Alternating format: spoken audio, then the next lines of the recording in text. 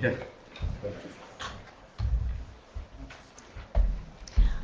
I'm Glenda Ritz, Indiana Superintendent of Public Instruction, and I'm going to call the State Board of Education meeting for October 5th, 2016 to order. First of all, I'd like to welcome Dr. Mary Ann McMahon. So welcome to the Board of Education, Mary Ann. And if we could have a roll call. Dr. Bertram? Here. Dr. Ernest? Here. Dr. Prince? Here. Mr. Henry? Yes. Here. Dr. McMahon? Here. Mr. Melton? Mr. Melton? Mr. Melton? Mr. Watts? Here. Mrs. Winter? Here. Dr. Yeager? Here. Here. If you would all join me for the Pledge of Allegiance. I pledge allegiance to the flag of the United States of America and to the republic for which it stands, one nation, under God, indivisible, with liberty and justice for all.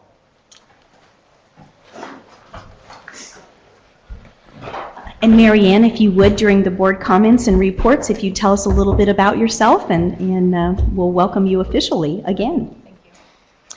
First is the approval of the agenda, and we have several guests here today doing some presentations, and so discussion A, IPS presentation, and item B, Turnaround Academy for Charter USA. If it's okay with the board, we will move those two items up right after general public comment. They have some flights and some other work they need to go do. And then it's my understanding around noon, we will hear from Edison. Okay. Any other changes to the agenda? Yes, Madam Superintendent. yes. We had a strategic planning committee meeting recently, and if we could add to the bottom of the agenda a strategic planning committee update. Okay, under discussion.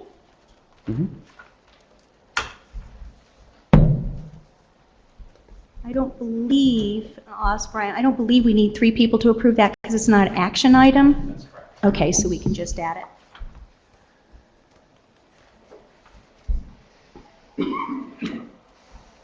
All right, any other changes to the agenda? All right, all those in favor of approving the agenda signify by saying aye. Aye. Those opposed? The agenda is approved. Next, we have the approval of the minutes of September 7th, 2016. You've had them to review. Any changes? And, there's a motion to approve. Do I have a second? Second. Any discussion or changes to the actual minutes? All right, all those in favor signify by saying aye. Aye. Those opposed? Aye. Oh, sorry, Byron. The minutes are approved for September 7th. Next, we have the statement of the chair, and I have just a few things to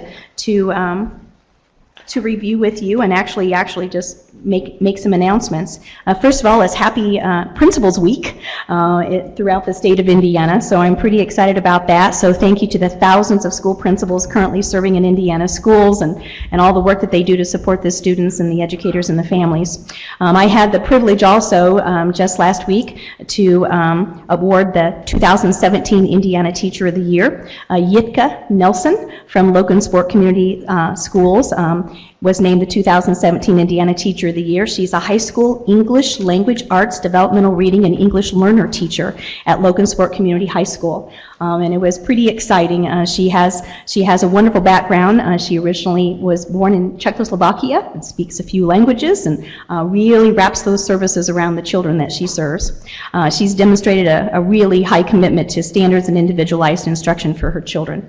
And we are honored that she's going to be representing us at that national level for the National Teacher of the Year competition. And then also I had the privilege to attend the Gilder Lerman Institute celebration that recently named Indiana Educator the 2016 National History Teacher of the Year.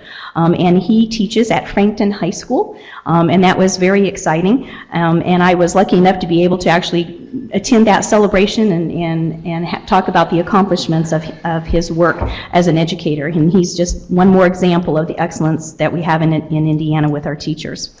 Promising practices, we're up to 170. Our goal is 200 in honor of the bicentennial. And just to highlight a few very unique practices that have been recognized. In Evansville, Vanderburg School Corporation, they have a very unique court-assisted resolution to replace really the expulsion and the suspension kind of piece that they have in. So they're working very closely with the courts to be sure that kids are having resolution to their whatever the issues might be that they need to address. And then the Indianapolis Public Schools at the Lewis B. Russell Jr. School, the tribe's learning community, transforming school climate and culture with a real focus on that. And then Liberty Perry Community School Corporation, district-wide, they really have a very strong program for teaching digital citizenship. And we wanted to highlight that. And then Bluffton Harrison Elementary School, lessons learned by IRC for autism. And then Perry Township has a really robust program for the 21st century Cardinals, helping students to achieve the 21st century scholarship, making sure that all those services are wrapped around them and the mentoring to be sure that they proceed with those scholarships. And then the last one I'd like to highlight, I actually visited, it was a summer program called Camp Read Some More. The community in Hammond lost their public library, and so the school decided to open up their school library during the summer, and they ran regular sessions and checkout of books and everything from the library, and had a really robust program going on with a lot of children and families that were attending. So that was very that deserved to be highlighted as well. And then we had 44 schools from across Indiana that were recently named family-friendly schools based on their commitment to addressing the needs of Hoosier students while fostering the active involvement of families in the community in their schools. This is the second year that the department has done that according to what was put into statute to recognize family-friendly schools. And last year we had 16. So it was really nice to see that. So our next item will be board member comments and reports. And Mary Ann, we're going to let you have the stage first. Thank you. First of all, everyone has been exceptionally welcoming, and I really appreciate getting to know faces and names on the board and within the different offices here. In the past couple of weeks, it's been a very quick onboarding process, and yet I'm excited about being here today. As far as my educational background and my experiences, this is my 32nd year in education. I started for 14 years in Decatur Township, most of those years in the classroom, but then had the opportunity to work both as an administrator and then went on to do professional development, curriculum instruction work at the district level. At that time, I became what you might call a dedicated local and was able to get a position in administration in Avon schools, and have been there now. This is my 18th year in Avon schools, working both as a principal, assistant principal, director of elementary ed, and most recently as an assistant superintendent with primary responsibilities over our K-6 buildings. And so I'm excited to bring those experiences and those lenses to the table, and appreciate and I'm honored to be here. You're welcome. Any other comments? Steve? And just to say how brilliant she is, she hired Sarah O'Brien. So. That's true, and I have visited Sarah O'Brien's classrooms. 3 items. Superintendent, one, had the opportunity to meet with, Cynthia Roach and I had the opportunity to meet with Stacy McCorkle and Stephanie, I forget her last name, from CHE yesterday. Good. Very enlightening meeting. It's rewarding to hear that CHE has the same concerns and is trying to move forward. I think there's some questions that haven't been asked that we brought up yesterday. About dual credit? Yes. Okay. That hopefully will bring back some more answers and some more direction. But I think there's more to be done, and certainly not going to drop the ball on that one. So. And this is a combination of some information you asked for? Yes. Okay. I saw that. Haven't had a chance to review it yet. Wondering where we are with the valedictorian from the F-rated school that was denied enrollment in a university. So there's never been a valedictorian that's been denied. Okay, that's When I was invited to speak at an F high school, the valedictorian, her speech was about, "You don't know us, we're not F." And she proceeded to talk about all the Okay. great things that the kids do in her school. She herself was not denied anything. The report that I read, and I don't have it with me, was a news report of a talk that you gave in Bartholomew Sure. County. That's the one I'm referring Which to. which I've also said was reported incorrectly as to what I said. Okay. So there really wasn't any school who denied a valedictorian from an F-rated school, any college or university who denied enrollment. The valedictorian, she was giving the speech about her own students in her own F school. Okay. Third item, Sure. would like to recognize Chris Himsel, Superintendent yes. at Northwest Allen, Yes. as the Superintendent of the Year for the state of Indiana. And Chris will be representing the state nationally at the national conference. He does a terrific job. And real pleased for the district and proud of Chris Himsel. And I should have mentioned him because I just called him and congratulated him. Yes, we are very proud of him.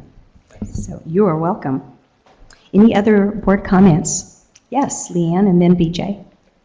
So first, I know we're going to hear from Michelle later about assessment, and so my comments are really just to give her a little time to be able to gather some information to respond later in the presentation. So I spoke with a superintendent from Fairfield, Steve Valheimer, and he was sharing some issues he had with a calculator and the discrepancy reports and undetermined students, and he's trying to get some resolution. And so my question for Michelle later will be how many, the number of testing discrepancy reports we had by district due to calculator issues, and then what type of solution are we trying to find to help some of the schools that have many students that are undetermined because of that, which will influence what their A through F grade is. And so I'd be interested in learning more about that. Michelle absolutely can talk to you about the progress of that because we've been on top of that issue from the very beginning. So Thank you, great. you're welcome. BJ? While I may be a little biased, I think it's certainly worth mentioning that for the second time this year, the UVSC was recognized for their turnaround work in a national publication. Yes, Education Week. For the transformation zone, and I think we so many times deal with problems here, we don't spend enough time celebrating the great things that are going on. And I'm very, very, very proud to be an employee of the UVSC, and it's because turnaround work is so hard, so it's nice that when you're recognized not only on a state level but on a national level for the work that you're putting together and the differences that you're making. I just wanted to mention that. Should be very proud. So I am certainly. Any other comments? Yes, Gordon. I just want to draw the public's attention to the implementation of the Next Generation Hoosier Educators Scholarship, which was passed into law last legislative session.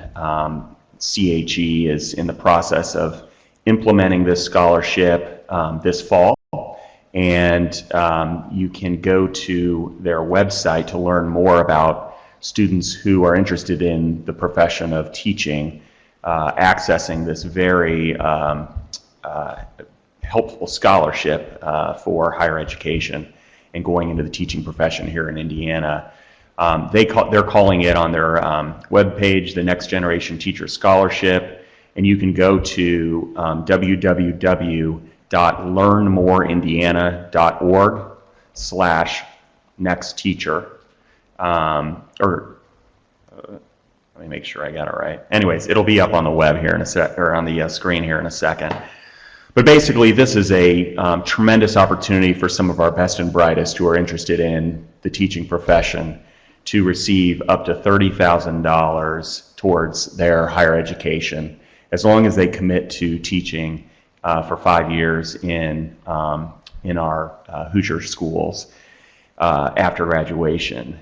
200 scholarships will be awarded each year, and the CHE is looking for geographic diversity. So even if you're from the smallest county in Indiana, you have an opportunity to receive this very exciting scholarship. They've put together a marketing piece to get the word out because the applications are being accepted starting November 1 through December 31. These scholarships will be awarded next spring, the first round, up to 200 scholarships. So I've asked the staff if they would go ahead and play the 30-second clip that's being broadcast on TV, on the web, etc., to kind of get the word out here in Indiana. So without further ado. Remember your favorite teacher, the one who made learning fun, the one who inspired, the one who made a difference. That's the kind of teacher I want to be. And that's why I'm glad Indiana offers the Next Generation Teacher Scholarship. It pays $7,500 per year for up to 4 years to the next generation of teachers who will commit to teaching in Indiana after graduation. Are you ready to make a difference? Apply at learnmoreindiana.org/nextteacher. So I would just encourage all the superintendents, principals, teachers out there who know about students who are interested in entering the teacher profession to go to that website, learn more, and consider applying, because it's an exciting program, and I think it'll have a big long-term impact on our Hoosier classrooms and really enable some students who might not otherwise consider teaching as a profession to enter the profession. So And we'll thank do you. our job at the department putting the word out as well. Great, thank you. You're welcome. Next, we have general comments. And it looks like I have one person, Emma Larderdale. Is Emma here? Oh, there she is, right in front. Sorry, I was looking for you further back.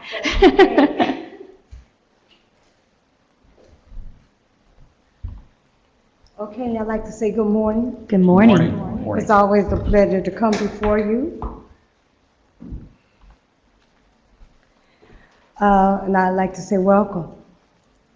I'd also like to say thank you, Ms. Ritz, for your visit to Northwest Indiana. I heard nothing but positive comments about you coming there.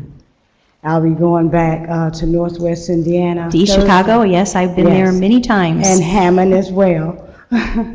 I'll be going back to Northwest Indiana Thursday to do an in-service conference for the parents there for Title I. I kind of just want to show you, since I talked to you guys before, I did an in-service at South Bend. I've worked with Title I on a volunteer basis as well as employment at one time for the last 20 years. And I do whatever I can to in-service and educate parents when it comes down to educating and being a part of their children's education. We received some information about Title I in our training, and I'm going to make sure that you guys all get a copy of it. I like to keep our state informed on everything that I find out, so you'll understand what kind of information that I'm giving to the parents. I'd also like to give a shout out to Wayne Township. That's the township in which my granddaughter attends. I'm always there at the board meetings. We always have a celebration going on because they're always celebrating the success of their children. And they're always complimenting their parents and telling them how great they are with being a part of their children's education. And because I have been an advocate for so long for parental involvement, I'm always glad to be a part of something positive. Although we have negative situations from time to time, it's always good to bring back positive information. I'm very concerned still with the children, as I alluded to it first, in East Chicago, Indiana, that's going through the crises with the lead. I'm concerned because I know throughout the years we've tested them, and I'm kind of wondering what were their test scores like as far as education was concerned? Because one of the things we're finding out that a lot of them had suffered birth defects and a lot of mental illness was in their area and stuff. And so I'm very concerned with the educational process we move forward, as well as what has happened and what has gone on with those children in the past, because it just didn't happen overnight. One thing I also wanted to say, thank you, Kerry Gosh was one of the most beautiful schools ever built on the soils of East Chicago, Indiana, and it's too bad that those children will not be able to continue to utilize that facility. We know they had to be moved because Kerry Gosh, the elementary school, sits on the very land that we're investigating now about the lead and stuff. So again, you know, when you guys have an opportunity, please take a moment of silence for those children that are struggling and for those parents that are going through. Also, last but not least, I had kind of talked to the District of Wayne about a parents' conference. I work with the National Coalition of Title I Parents, Region 5. We encompass 6 states, and we wanted to hold a parents' conference, really in the state of Indiana was up, along with Florida and Ohio. Well, I think Ohio bids out for the region, but what we are considering is bringing the first parents' national conference to the state of Indiana. So as they inform me, I will try to sit down with you guys before. In 2007, we had one of the most successful parent conferences ever given. At the time, Dr. Kwiatkowski was our Title I director, and it was a tremendous success. I would like to see the national, that's all 50 states, come to Indiana and see our educational program. I also had an opportunity to talk with Miss Christine, the young lady that was here, the in-service, and she told me she thought it would be an excellent idea as well. So as we move forward, and I continue to offer a prayer for our State Board of Education, continue to pray for the parents that you govern, because you govern their children, and that's all I have for you right now. Thank you. Thank Do you have very any much. questions? On another, just to let the board know, I did visit the new Kerry Gosh School, and the money that we allotted to actually refurbish that building to be sure that the elementary kids could be there. Oh my gosh, you have no idea what a wonderful job they did in 7 days. It actually was remarkable. So it was my pleasure to see the kids all engaged in their learning, and the building was just crisp and bright and beautiful, and all the things had been lowered for the little kids, and it was really good experience to see. And Superintendent Ritz, again, I cannot tell you thank you enough for your going into Northwest Indiana and making those parents and those children in the community feel like that downstate we really cared about what happened to them. So I want to say thank you. Also, I brought something for you guys. When you get a chance, this is the Every Student Must Succeed Act, 1,200 pages, and I'm studying it because, again,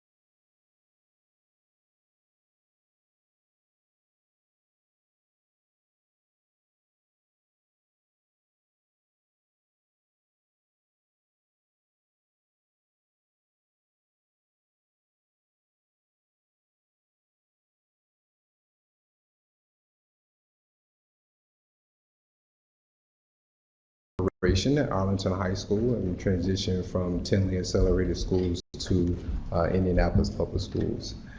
We continue to remain excited about the progress we're seeing in fulfilling our mission of every student graduating prepared to either be enlisted, enrolled, or employed. Projected to continue to have some of our highest graduation rates we've had in the district.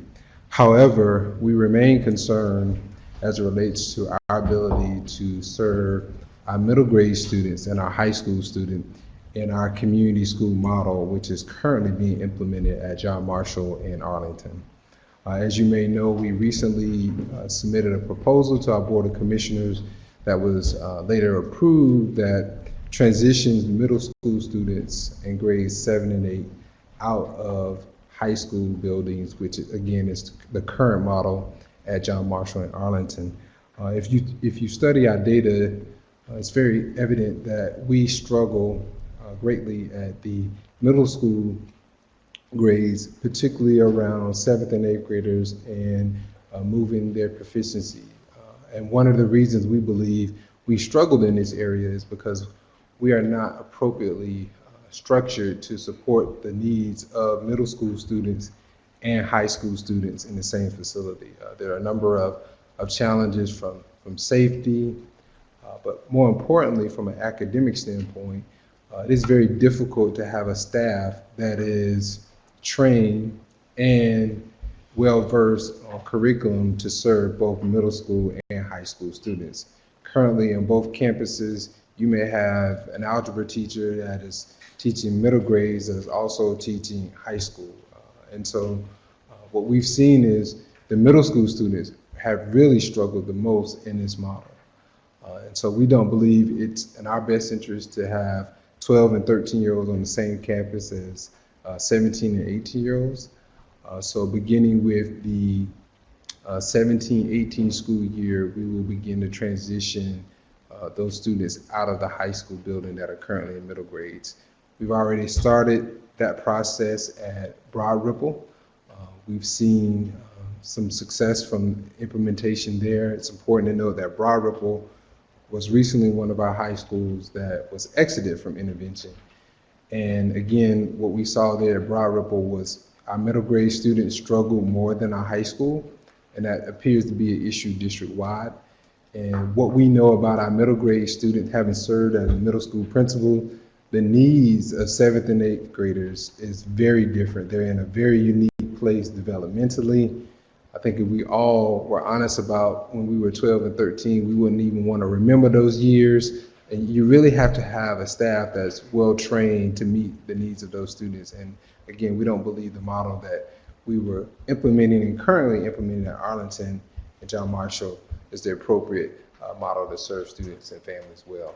As a result, the students at John Marshall that are in the middle grades will remain at John Marshall for the 17-18 school year, and the middle grade students from Arlington will now transition over to John Marshall again for the 17-18 school year. The high school students in grades 9 through 12 from John Marshall will transition over to Arlington, creating a true high school model at Arlington serving grades 9 through 12. So that's an overview of what we presented, what commissioners approved. That process is also in play with several other high schools that were implementing the community school model in the district. So just to clarify, so Shortridge will now be a middle school, and Arlington will now be a high school. Is that how I'm envisioning it? And again, I'll walk through the presentation. I wanted to give you an overview, but Shortridge is not in play in this particular discussion because Shortridge is currently a high school now. Okay. A few years ago it was a middle school, but it's in its second year as a high school. We continue to see strong performance there, but more specifically as it relates to John Marshall and Arlington, one campus will become a middle school campus serving 7th and 8th graders. Another campus will become a high school serving only 9 and 12. That high school will be Arlington, and the middle school will be John Marshall. And that's what I meant to say. Sorry, Yes. I said Shortridge. Yeah. So, okay. So again, Here's an overview of what we presented to commissioners. Again, we have very direct imperatives and guidance from our Board of Commissioners as it relates to separating middle school and high school students. We did a study in partnership with Butler University to understand best practices as it relates to middle grades and high school. Again, from that study and direction from commissioners, we believe to better serve our students and families, we needed to change our high school model and middle grades model as it relates to the community schools. It's also important to note that we have seen stronger performance for middle school students at our campuses that are K-8 or that are standalone middle schools serving grades 7 and 8. So we anticipate the same type of success and implementation as we transition John Marshall to a middle school and Arlington to a high school. So I'm sorry, so you're talking grades 7 and 8 for your middle school? Yes, our middle schools are grades 7 and 8. Currently, our sixth graders are served in K-6 buildings as elementary schools. Nationally, however, as you may know, middle school is considered to be grades 6, 7, and 8. Here are some of the guidance statements and imperatives from our commissioners.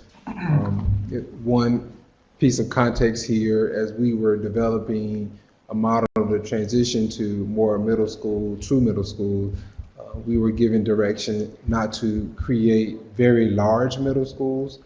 So we anticipate at John Marshall, we will have an enrollment of about 600 to 800 students, but would not want to go beyond that particular number. Here's some examples of the outreach and engagement with families and community members, surveys, town hall meetings. Wanted to have a number of opportunity to hear from our families, and again, our families and our constituents echo our concern as it relates to having middle school and high school students on the same campus. In this process, we're also revisioning what the middle school model will be, which includes professional development for a true middle school experience and creating the structure for those 12 and 13-year-olds to be more successful. So not only transitioning to a new model, but ensuring that preparations, development is in place for students to get the best experience. Here are just some of the considerations. We're looking at capacity of our facilities, the number of middle school students that we have in the district, and studying our K through 8 campuses and our 7 and 8. Again, it's important to note we have one true middle school right now, and that is Harshman Middle School. And you may recall Harshman Middle School is one of our middle schools that transformed over the last 3 to 4 years and was on the list of priority schools that have been struggling with student achievement. I believe you may also recall Bob Guffin was the principal there and spent some time here leading with the State Board of Education.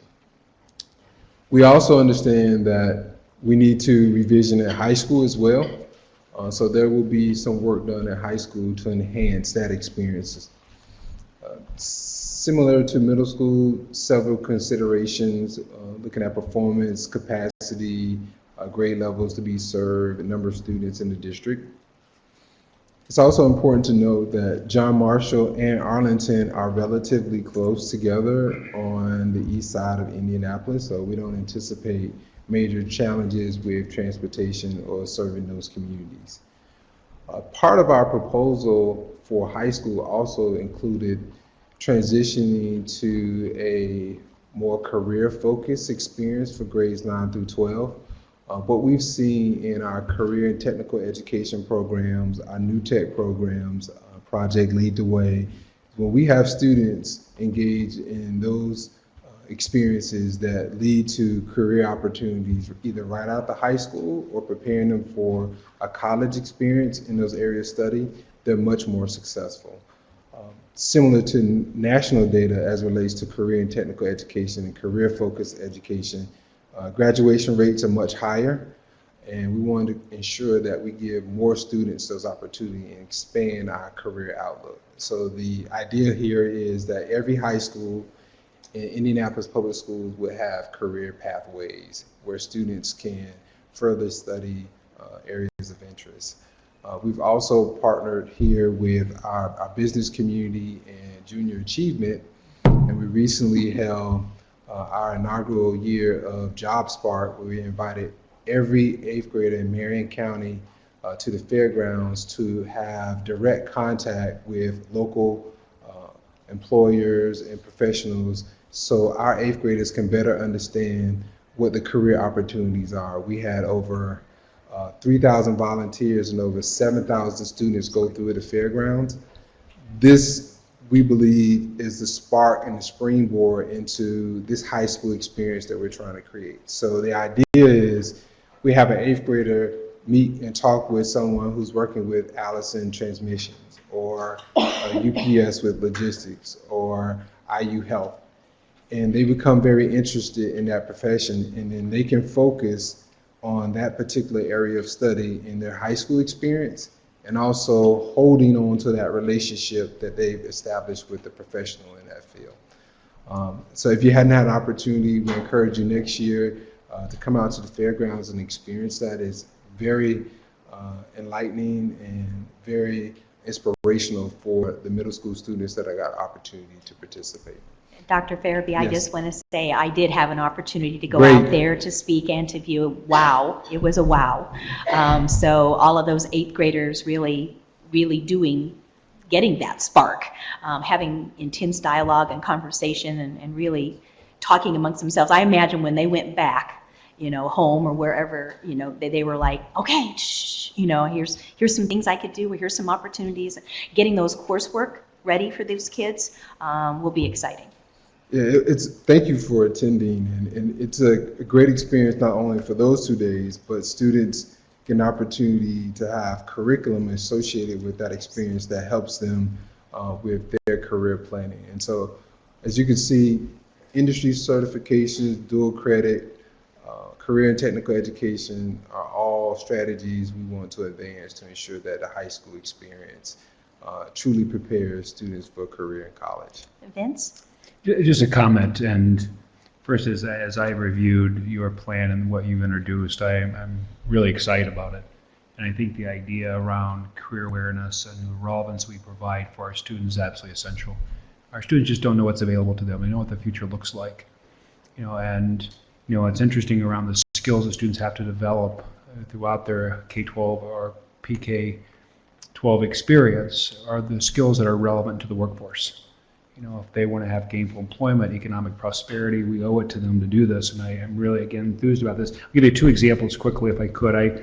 I was in Georgetown, Kentucky, and we brought in 100 students, 50 from Jefferson County and 50 from from Lexington, and low-income minority students. And we brought them into the manufacturing facility where they offer advanced manufacturing technician programs, and we asked the students how many have ever considered a career at Toyota, and not a single hand went up. We spent the day with them touring the facility. At the end, they were looking for applications. They wanted to be involved in that. They just didn't know what opportunities were available to them. And one other point, I was on a conference call with a group of executives from a relatively large company, and they were lamenting on not being able to find enough people, particularly in computer science and software engineers.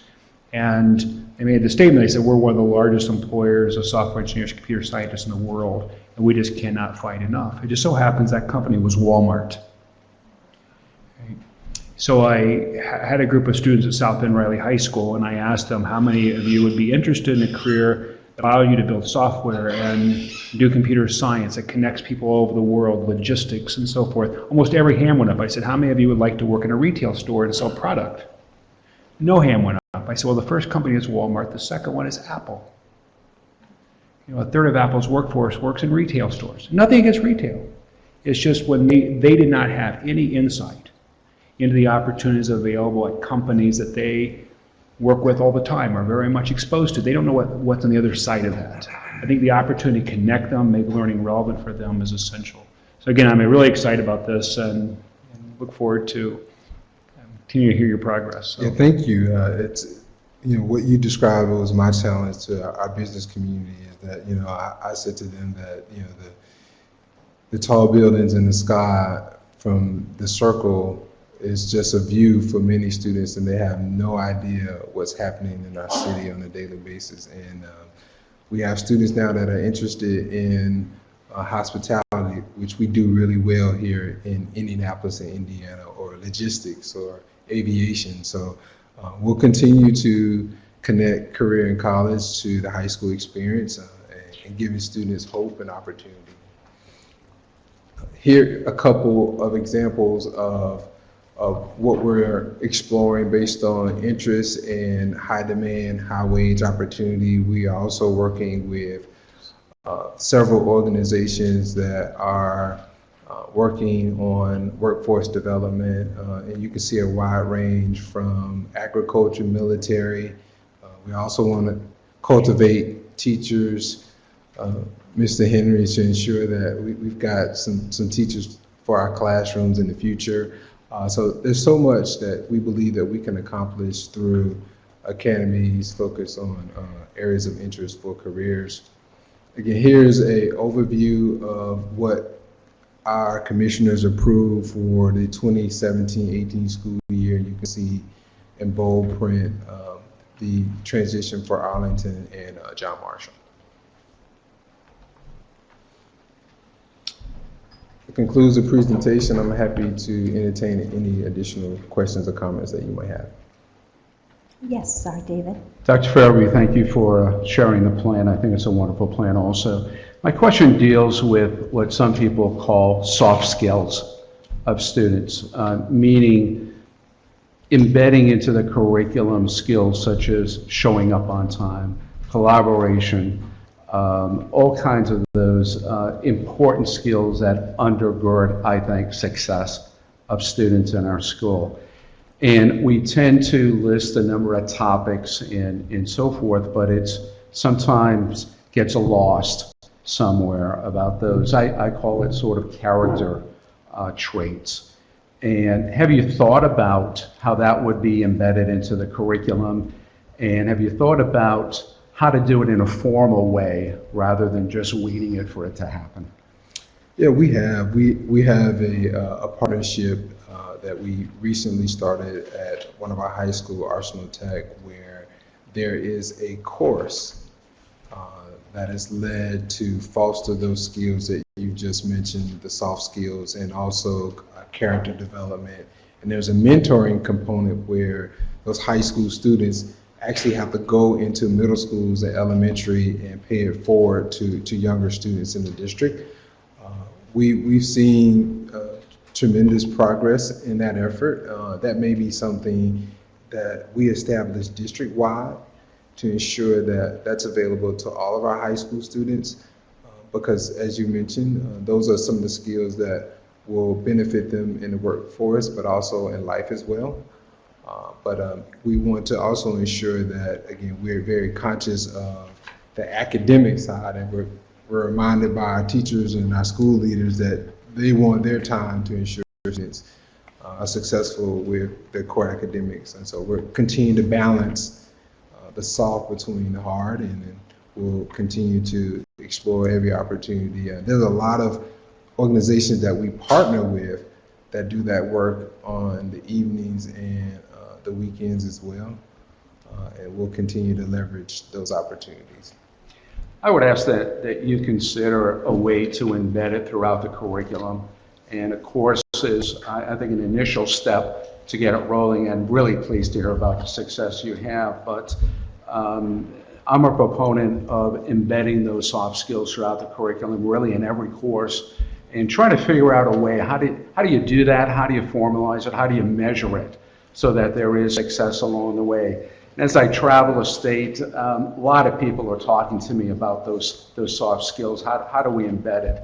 So I think it's an issue for the entire state, and I think you've taken an initial great step, but would like to maybe talk with you beyond the board meeting about somehow implementing it. And Indy may be the pilot situation where we can try to embed it and use Indy as a model for the entire state if you're willing to do that. Yeah, we're happy to do so, and I think what we've seen thus far for the calculus teacher or the chemistry teacher, it's a heavy lift for them to incorporate that into their instructional periods.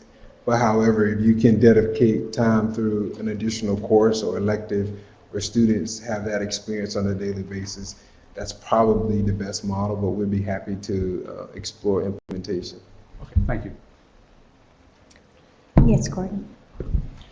Dr. Brewery, thank you for being here today. Applaud you for your efforts in this regard. Thank you for the update. I also wanted to call attention to a recent announcement that you all had with Purdue University, the City of Indianapolis, on the Purdue Polytechnic High School, which will be opening on the east side in Indianapolis to a charter school, partnering with IPS and chartered by the City of Indianapolis, to focus on increasing the pipeline of students majoring in STEM. I think this coincides exactly with what you're discussing about preparing our students for careers in areas that Indiana companies need skilled employees, and providing new opportunities for students who might not otherwise have them. So applaud you and applaud Mitch Daniels, the president of Purdue University, Mayor Joe Hogsett on this initiative, which I think is great for Indianapolis, great for Indiana. If I can ask you one question that is completely unrelated to all of this, but I know since Charter Schools USA is here today as well, and this is not meant to put you on the spot and ask in a very respectful way, of course, and this is an issue that I've raised here at the boards on several occasions previously.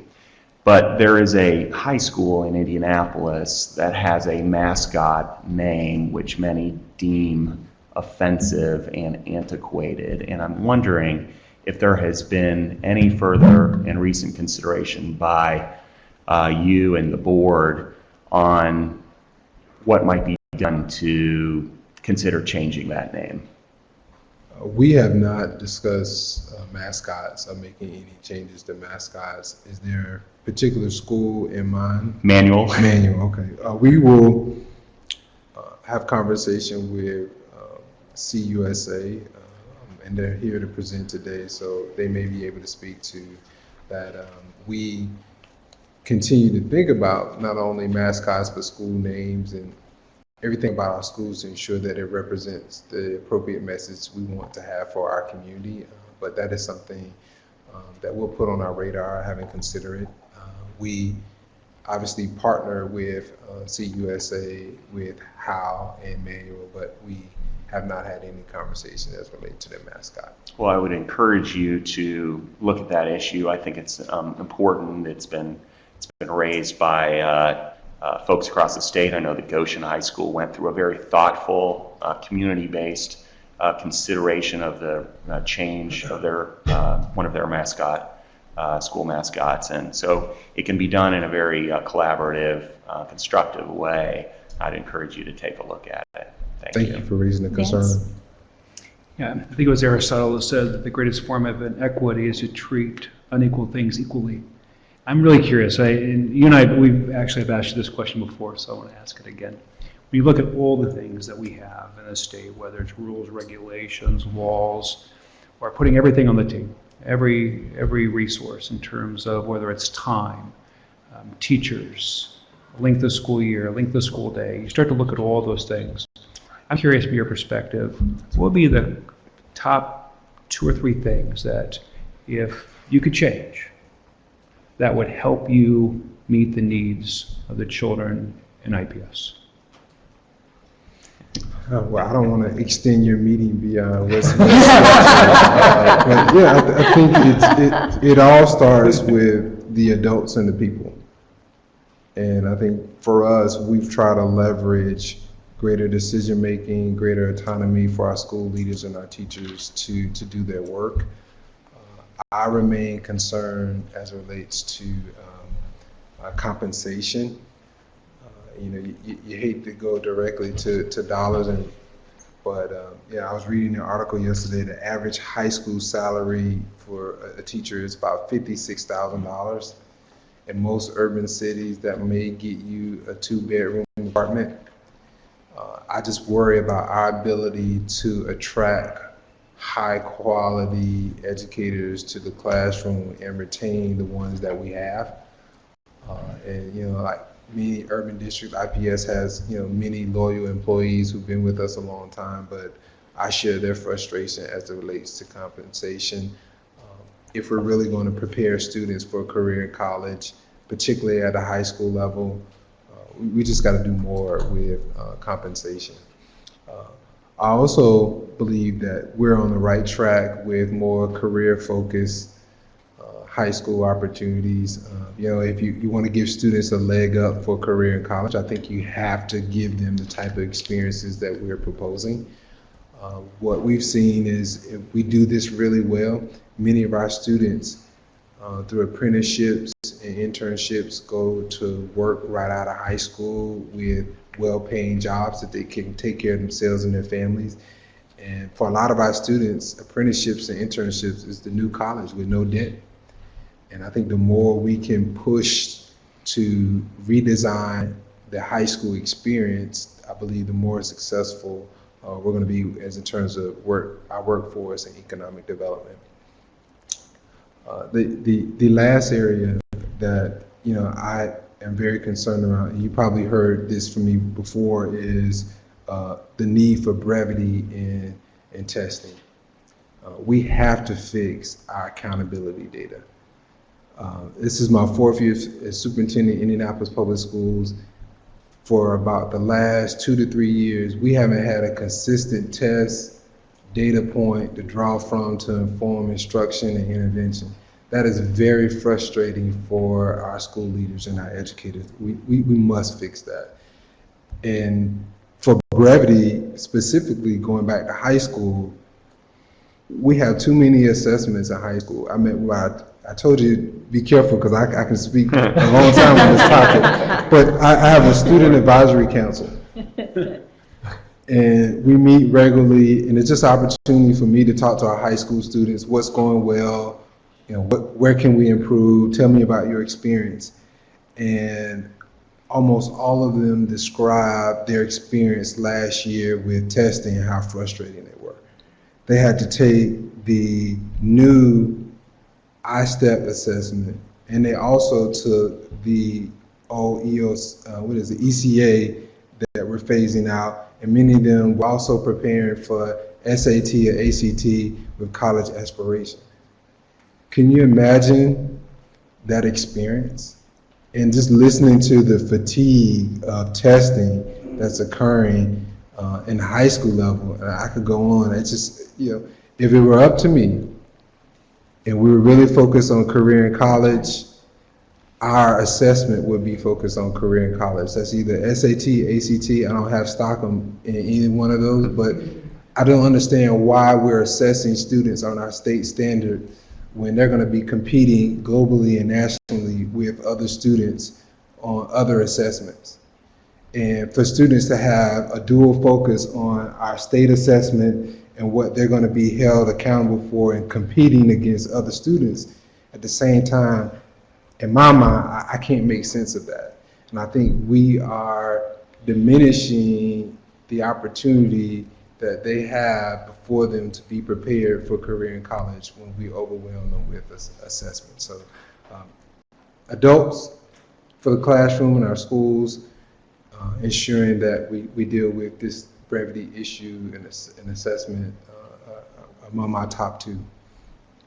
Thank you, Dr. Farabee. Thank you. Did I answer it? That's Oh, perfect. yeah. Thank you. Oh, yeah. You gave us 4. So, Thank you so much for the time Thank this you. morning. thank you. All right, next we have Charter USA presentation.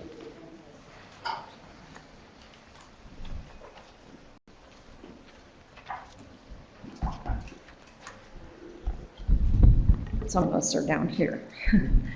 Good morning. Okay. All right, good morning. Thank you for changing the agenda to accommodate this presentation this morning. We appreciate that. I'm Sherry Hage, Chief Academic Officer for CSUSA. Our presentation today is to give you an update on our work with Manual, Donnan, and Howe, and to walk through some data around what we're seeing and continue to give you visibility to where we are with this work. Here is our data dashboard. We started with Manual, so you can see our attendance rate, enrollment, suspensions, expulsions, referrals, staff retention, and staff attendance. You will see that the enrollment this year at Manual is up, and it's higher than it's been in the last several years. Here is some data we're looking at in terms of our academic progress for our students. I'm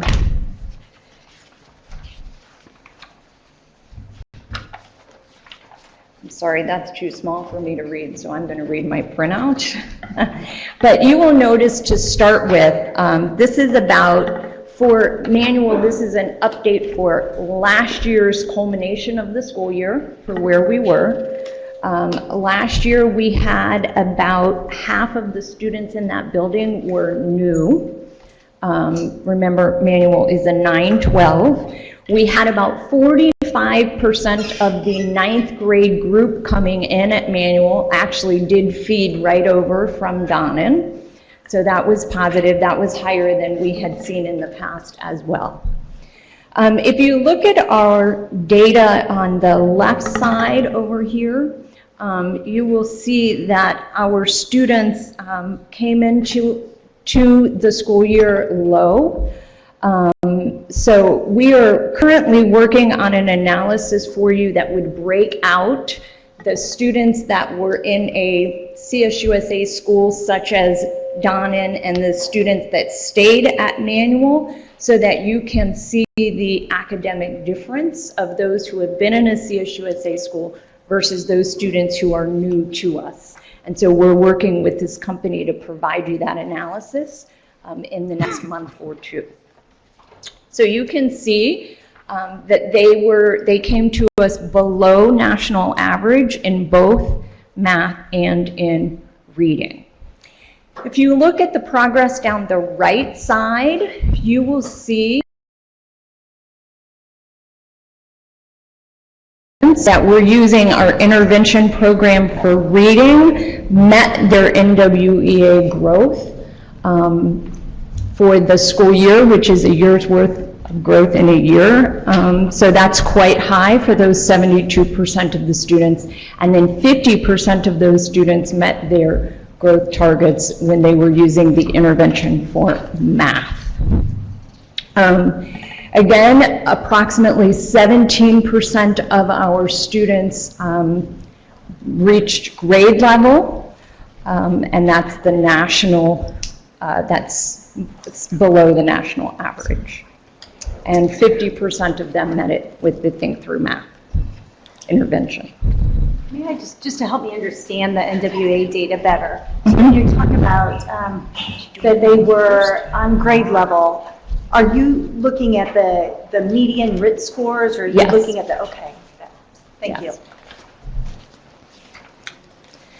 All right, so for this year, for Manual, they've already had during the school year 1 full day of PD. However, they also, you have to remember, we have a full 3-week program of new teacher induction. We have a week program for our returning teachers. We have leading edge for those teachers who are wanting to get into that category of master teacher or curriculum specialist. And then we had our summit, and I think a couple of you participated in our summit this year for professional growth and development. So our goals for this year going into the school year, based off of what we knew from last year and looking at that data, we did bring in an experienced principal at Manual as the lead principal over there. We also are pleased, some of you met before the meeting, to introduce you to Eric Lewis, who is our Senior Vice President of School Operations here on the ground in Indianapolis. So he is here to support the schools as well. And so that's kind of an update on the goal for leadership this year and support on the ground. Teacher development, like I said, we've done a lot of work with professional development this year to really work with our teachers around best practices in the classroom and what rigor should look like in those classrooms. They do have weekly PLCs as well. And then our leadership team has been doing some norming throughout the building so that we can provide strategic support to our teachers. To increase the percent of students who were passing the state assessments. And so really analyzing student by student that data and then providing those interventions. If you looked at the data on the page that I showed you in terms of the reading interventions and the math interventions, we are seeing great growth with our students and getting them to grade level. And so now we are providing more opportunity in terms of after-school tutoring, office hours, the online supplemental support for those interventions, and also providing transportation for those students who might need that support in zero period before school or staying after school, so that that's not a barrier to their support. And also you'll see the student tracking of data in terms of the monthly assessments and then their proficiency monitoring for our NWEA data. We do have a community liaison at the school. She is doing a fantastic job to build our community and stakeholder input and engagement. We have done a lot of home visits this year in terms of really trying to engage the parents and getting out into the community. As you know, the JROTC program at Manual is also very, very healthy. And then the Active Alumni Association, they've been very involved in supporting this school. So are there any questions? Maybe we want to take this in sections around the different schools. I can tell you in terms of the discussion that you were having earlier with Dr. Farabee and the high school model. In our work, we have what's called an academy model. So in the freshman year, kind of comes to those soft skills that you were discussing. Our freshman academy has an advisor-advisee program where they are working on those kinds of relationship building skills, those kinds of building their resume, how to go on interviews, what their high school experience will look like, planning out their core 40. So all of that happens during that advisor-advisee program in what we call our freshman academy, where we're really helping them begin to understand what their high school career should look like and begin to think about the importance of those, their transcript and college or entering the workforce in those higher paying jobs. So that's our freshman academy. We then take the academy model into the school. Many of you know we have the welding program, so we have some industrial certification programs where those students have the opportunity to really have those hands-on experiences and build into those career readiness programs. One of the things we're excited about is some of our work in the area of technology and having our students actually graduate with some certifications so that they can have either summer jobs or enter the workforce with higher paying jobs because they hold some industry certifications such as A+. They can go out and work on computers because they've already received that certification in some of their high school coursework. So that's kind of how we handle our academy model at the high school level. Questions? Superintendent? Yes, Byron? First of all, Sherry, one, I want to commend you on continuing the academy model. I know we started that while I was there. Clearly have a soft spot there. To David, I would say that model does do what you were talking about with Dr. Farabee on those soft skills. So I commend that piece to start with. Couple of questions, Sherry, and this probably goes to all three, but I'll ask it here and then you can address. One would be,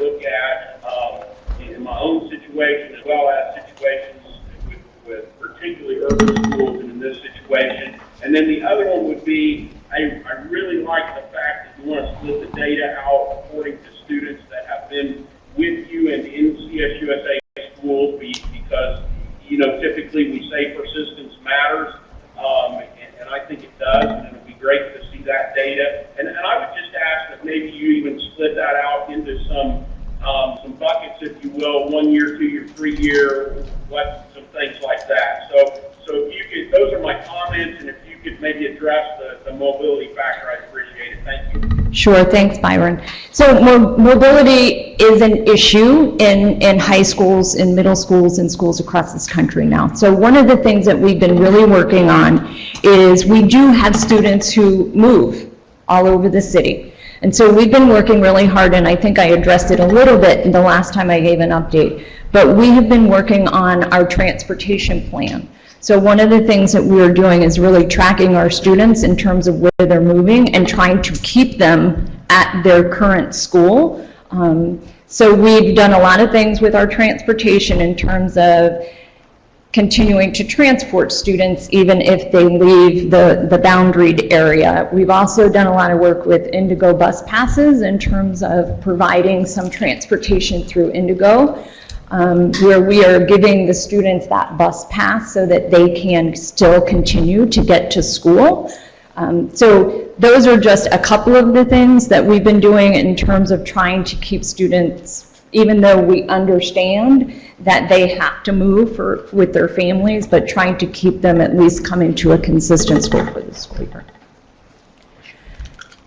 Byron, did she answer your questions? Yes, absolutely. And Sherry, do you know what is your mobility rate at the different schools? If you don't know that off the top of your head, that's fine. I don't have it off the top of my head, but I can follow up and get that back to you pretty quickly.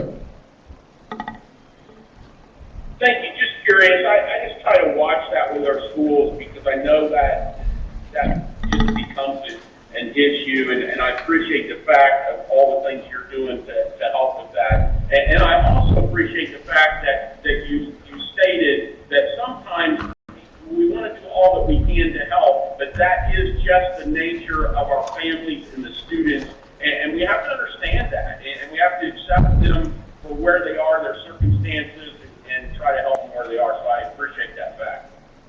Thank you. David? Good morning. I really appreciate the data-driven presentation that you always have with us. It really puts it into focus, and it enables us to ground it in some kind of thing that we understand and most of us value. The question deals with the feeder schools, and I'm really happy that you're disaggregating the data to look at feeder schools versus non-feeder schools. And I'm assuming it has a great impact on the results once you do that. I already sense that students who come from one of your feeder schools into that school are able to catapult more quickly and be more successful. And would you agree with that? I say the head's going in the right direction. And when we get to Donnan, it's going to be interesting, our fall data this year, because remember, we work with you on the 7-8 at Donnan, but remember we added the K-6 at Donnan this year. So our 6th graders from last year will be in our 7th grade this year. So it's going to be interesting to see that fall to fall and gauge summer loss and begin to see those students that are coming through the elementary school into that 7-8, and if we're beginning to see a real academic boost there. So this is a year to really watch that. So that is an important point. So if we're looking at students as a foundation of everything we do, I think the feeder issue is somewhat problematic if we're looking at student achievement. And so I'd be open, and hopefully the board would be open to looking at maybe a proposal that would come forward that we take those feeder schools to ensure that we have a smooth transition with Charter USA schools. Is that something you've thought about, those feeder schools who are not within your constellation, to come forward to us with maybe a proposal that we could discuss? So we begin to really track our students and pinpoint where they're coming to us from so that we can begin to get a handle on that data. I think we would entertain any conversation around improving performance for kids and how we do that. That's a great conversation because who wins? The students. So we're more than willing to have that conversation about what that could look like. Maybe some professional development together, maybe some, real work on articulation for the kids. So we can definitely have that discussion. I think when we get to how is also a 7-12, and so there are some key points in there around where we might take a little bit of a different approach than what IPS is doing in terms of separating the middle school and high school. I think we staff differently. I think we run our programs a little differently. And so I do think there's some opportunity that we've capitalized on in that 7-12 model that we can look at as well. Thank you. Thank you very much. All right, so quickly, we will go on to, this is TC How. Again, our data dashboard around student attendance and enrollment, suspensions, expulsions, and so forth. We got the correct pages here. Because I think it's important on the staff retention to call out, we did not lose a teacher, we actually overstaffed in anticipation of some remedial courses and things that we didn't have to run. So that was not a staff loss, that was just kind of overhiring in preparation for some things that we didn't need. If we look at our data, again, if you look at the enrollment, that first bullet point, about 1/3 of the students in grades 8 through 12 were new in that building last year, in addition to all 7th grade, obviously, being new. Same applies here. We're beginning to split out the data with NWEA on students who have been with us longer than students who are coming into us new. So we will follow up on that for you. If you notice down that right side, the NWEA growth toward grade level performance, that's 61% at the bottom. 61% of our students met their growth targets in reading. They exceeded the national average. The national average of meeting their growth target is only 50%. So Hal had 61% of their students meeting their growth targets, which we felt really good about. If you look down that right side in terms of the interventions that we have in place with the reading and the math, you will see that 68% of those students using the interventions actually met their growth targets and 67% in math. So we are seeing some real growth with the intervention programs that we are using. And then again, approximately 61% of our students using that intervention reached their grade level goal nationally. So I will just have to comment, when we look at the growth targets, so we're using NWEA this year, and I've been working with our rep regarding what is a good percentage should we expect for students to reach their growth targets. And he shared with me that they're very, very best schools across the nation, if you get 70% of students meeting growth targets, good things are happening. Right. So when I see that you have your higher percentages, that you really need to be commended for that. Thank It's you. Great work. The staff at Howe is working really hard. And, we've talked a lot here in these meetings about annual growth, catch-up growth. And it is something that is key, especially in the situation that these schools are in, where we really have some students who are coming to us very, very low. And so we have annual growth, but we also have that catch-up growth. And so the interventions that we have in place, we're really seeing that catch-up growth come to us. And we're beginning to see that our proficiency is coming up as well. So great progress there. So these are some of the areas that the staff has really focused on in terms of professional development and growing their practice. So you can see the Kagan strategy, a training that's gone into place. We've really worked with the teachers this year to understand that NWEA data and really understand those RIT scores and use the resources that are attached in there to really drive academic performance for our students. So that's something that's been key, as well as our restorative justice in terms of the cultural aspect of the school. First of all, great work. I appreciate the data, just as Dr. Freitas said. Can we go back before we get too far away from it? Data dashboard summary. And I see referrals in August were 183 and September 0. Was that a combined maybe 183 for August and September? Okay. Or a I'm sorry. typo or something? Just a couple of slides back. That one. Here? Yeah. Under referrals. So I think that we had a couple of things going on. In September, they were trying to earn homecoming. So they really didn't want to get into any trouble because we had Spirit Week coming and we had dances coming. And so I think it probably is a total there of 183. For the 2 months, probably. Okay. Yeah. I just wanted to clarify. Yeah. I will double check that for you though. But I do know that in September, we had a lot of things going on that students did not want to miss out on. But you had 95 suspensions, so we know you had referrals. Yeah, yeah. So. Okay, so here's where we are with our goals for this year. We have restructured the school leadership to include a principal in training as well as a turnaround leader providing mentorship and support. We are really focused on our coaching and feedback model for our teachers and our leaders at HAL. So that's what this goal is really all about in terms of providing that intensive support in the school building for our teachers and our leaders. They also have done the school norming walkthroughs where they've gone through and they've really strategically looked at how we specifically support each teacher in the area where they need the support in their practice. So that's around leadership and teacher development.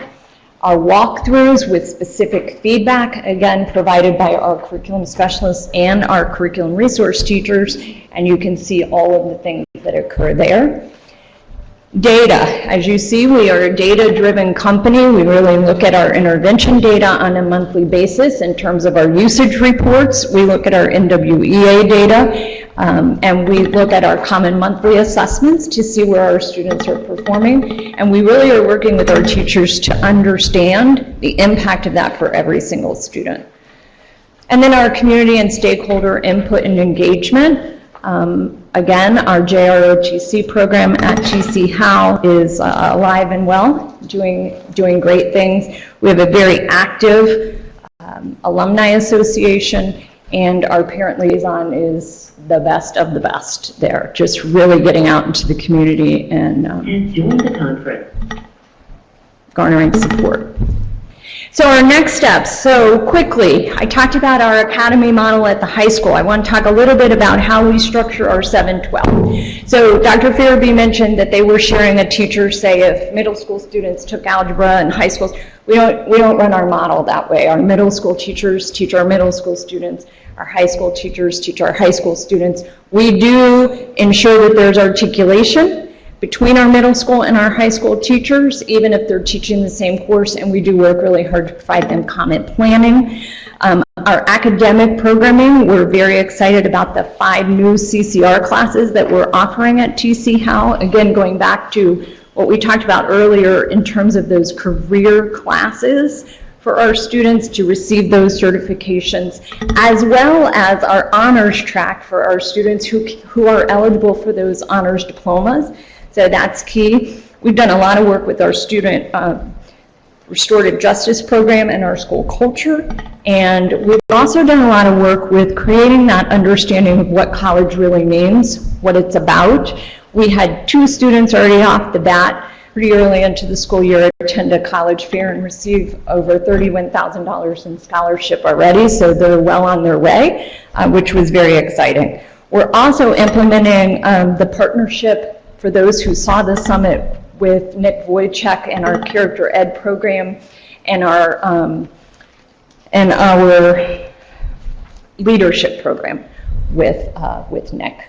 So we're excited about that for those students, where we're really building in our middle school and our high school a leadership component, and they also run the same advisor-advisee program in our freshman academy. Questions? That's a lot thrown at you, sorry. David? I had the opportunity to attend the summit, and it was one of the most inspirational days I've had as an educator. You had teachers there from Indianapolis, of course, and Chicago. Yeah. And the spirit in that room of teachers and staff was just incredible. And so the data supports achievement, and certainly the spirit is there. Sometimes you don't see from the data. So I just wanted to mention that the culture of your schools is exciting and inspirational. Thank you. Others? Thank you very much. Real quick, you want to hear about Donnan? So we'll Oh. run through. Have one more. The 7-8 for Donnan. There are some data points in here also quickly around baby Donnan, the K-6 component too. We call it baby Donnan. But you guys are more focused on the 7-8. So here's our data dashboard. Enrollment, like I said earlier, enrollment is the highest it's been since we've been working with Donnan. Again, our NWEA growth here, if you look, almost half of the students, remember, you made some decisions around the middle school component because of the fact that Donnan as a 7-8 was structured to always have so many new students in that building. You were always having a brand new 7th grade, and then with that mobility rate that Byron talks about, our 8th grade was also pretty transient. So about half of the students were new. If you look at the growth, again, 61% of their students met their growth targets in reading. Again, that's far exceeding the national average there. And about a third of our students met their growth targets in math. If you look at those who are using the intervention programs for the reading and the math, over half met their targets in the reading and about half in math. And then on grade level, you can see where we are in terms of the reading and the math. I'm going quickly because I want to make sure we get through all of this. You can see all of the professional development that the Donnan team has been working on and implementing in the classroom. We have 2 fantastic curriculum resource teachers as well as a curriculum specialist that is supporting all of the professional development that's occurring there. The instruction bell-to-bell, rigor and differentiation, they're working real hard right now on coaching and feedback, again, for our teachers, and on tracking the data. Reviewing the diagnostic and intervention data. Here's the key. We have to set up an environment where when students are mastering skills and standards, that they're able to be regrouped pretty quickly to meet their needs for their new set of standards that they're ready to master. So we're working really hard with that team so that that regrouping is constantly happening based on student performance. Again, community and stakeholder input. This is a great picture. Our community liaison went out and was able to collect hundreds of backpacks that were full of school supplies for our students. So the community is really supporting Donnan right now. So real quickly, Mr. Dunnigan will fill us in on their next steps. Hello, thank you guys for having me out today. I'm really excited to share with you some of the things we're working on. We're really working on increasing the rigor within the classroom over the next year. Two-pronged. First is a continuation of using collaborative learning strategies within the classroom to increase students' ability to work with one another, how to greet one another, how to work with one another, and really deepen that learning by having them process it together. And then the second part is we're rolling out this year, and we're excited, thinking maps training for all of our staff, and that's really helping students record their learning in various ways, visually, opening up to their own learning styles, but having them have ownership as opposed to just copying notes down. So we're excited about what that's going to roll out for rigor in our classrooms.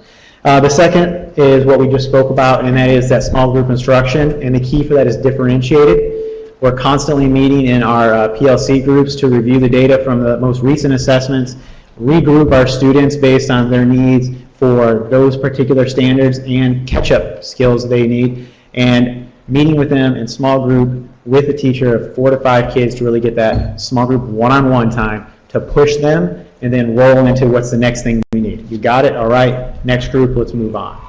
So the third part of things we're working on this year is the continuation of that educational software. The key for that is those programs drill down to the specific skills those students need no matter where they're at. So our students who are at and above grade level taking advantage of our honors and high school credit courses, down to our students who are multiple grades behind, can be on different programs or similar programs that push them individually and allows teachers to get around and work with kids in small groups and one-on-one, while the rest of the students aren't waiting. They're moving ahead at the same time.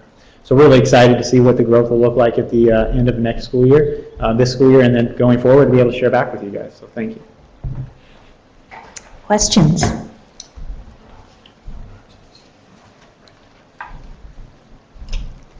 Thank you very much. Thank you. Again. We'll do the consent agenda and then take a quick break. Consent agenda is to approve the latchkey waivers and the approval of the school technology advancement account loans. There's a motion to approve those two things. Do I have a second? Second. All those in favor of approving the consent agenda signify by saying aye. Aye. Those opposed? Oh, sorry. Motion carries. I have to wait for the delay there, Byron. Sorry. All right, we'll take let's take a recess. Let's come back at 10:45. Okay?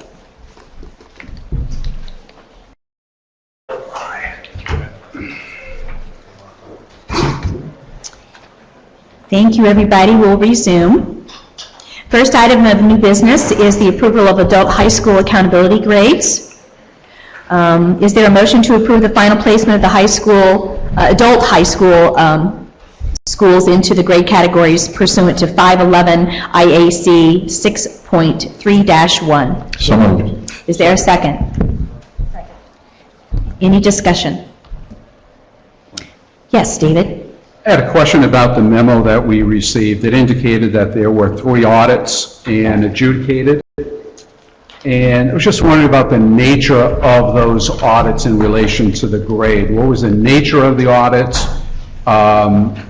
Were they adjudicated in the positive or negative? So your memo, which was concise, thank you, didn't offer those details. So I'm just curious about the process and what the result was.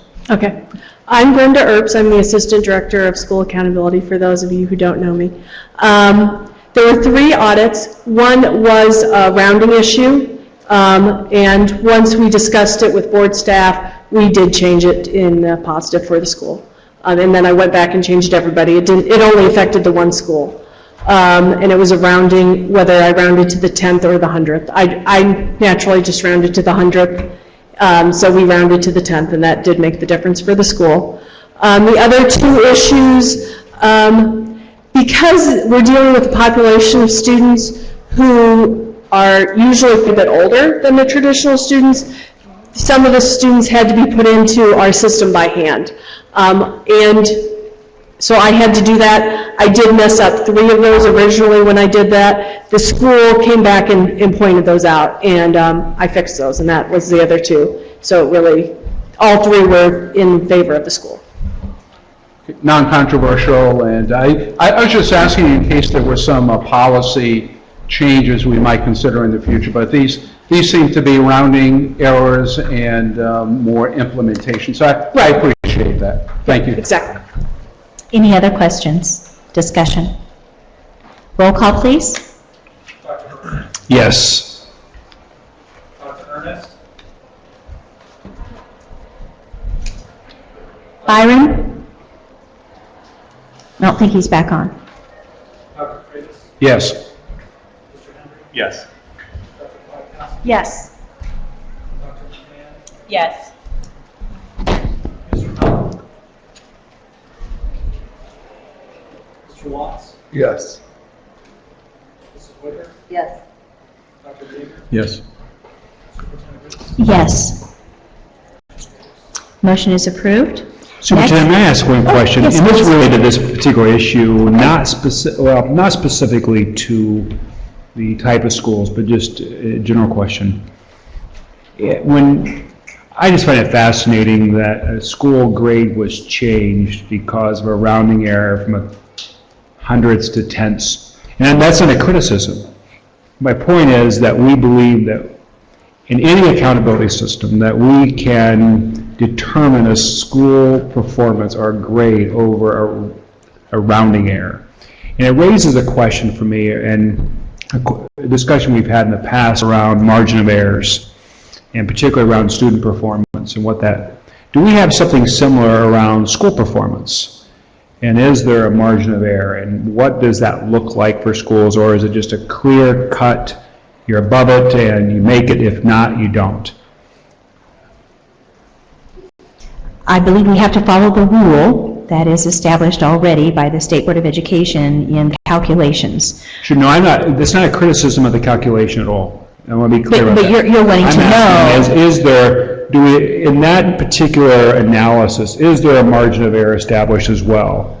And so for us, it's just a clear cut score, correct? It's just a cut, you're above it, and here's your grade, you're below it. Correct. Correct? Correct. And in this particular case, for example, the hundreds versus the tenths happen to be what we use in the rule. Right. Versus hundreds. If we would have used hundreds, cutting it at the hundreds would have made sense, but we don't. I mean, that's this particular case. However, to your question about, I think you're sort of talking to margin of error, that would be confidence intervals, and that is something that has been brought up in the discussions with the changes under ESSA. But right now, confidence intervals are not a part of this current accountability rule. Okay? Yeah, thank you. I think it'd be great to have that conversation in the future in what it looks like for us around overall accountability, so. Okay. Thank you. Next item is the approval of the 2017 State Board of Education meeting dates, and you have a copy. Is there a motion? The only question I would have, and we talked about this earlier, that July meeting, That's the one I was going to bring up too. that is the only, and I know being selfish, but that is the only dead week for students that are student athletes in. Those the same week? That's that IHSA It's moratorium the week. only no-touch And so- week, so that is always when we go on vacation, and again, I'm not saying schedule it around me, I get everyone has stuff to do, but I And know. so we were gone the same week, and we said, we both came back and said, that is the week, and so anybody who has kids, that's the week you get to go on vacation, and so knowing ahead, So if we could at back least that two one of up a us are week going to be selfishly, gone. that would be amazing. July 12th, It's the following Wednesday. It's perfect. be great. If I can also comment on this. I was going to take the motion and then the second, and then have discussion. That's okay. That's all right. We'll go ahead and have discussion first. Well, the reason I say that is just it may affect the motion, so, but I like the idea of offsite locations. I think that's great. It gets us out in the communities that we work with and represent. And it also signifies an interest in commitment to those communities. I personally would like to see the offsite locations spread out a little bit rather than having two in the summertime. I know that in the past we've done the offsites at on college campuses, and I'm assuming because they have first of all off their state institution, but second of all they have the technical capacity to handle these meetings and broadcast them and so on. But I would rather do those when students are in session rather than during the summer. So I would propose spreading out the offsite locations, maybe 2, maybe 3, but doing one earlier in the year and then one maybe later in the year. And then secondly, I would like to see us, and this is, it doesn't have to be part of a motion or anything, but I would like to see us go up to Lake County and potentially do one in Gary. And then secondly, on the other side of the state, I'd like to go down to Evansville and do one in Evansville.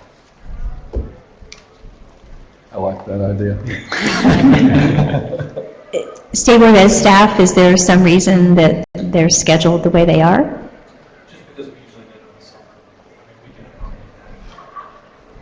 I support that recommendation from Gordon in that same schools that we're making major decisions about, like Gary, like Evansville, is really important for us to get there. And so I would support that notion of spreading them out, and certainly not in the summer where teachers may not be there, school administrators may not be there. So I would also agree with you. We should move them from university campuses to school sites. There's a number of schools in Indiana that do have facilities for broadcasting and so forth. So I would support both those concepts, that number one, we have them in a public school of some kind, or a charter school for that matter, or a private school.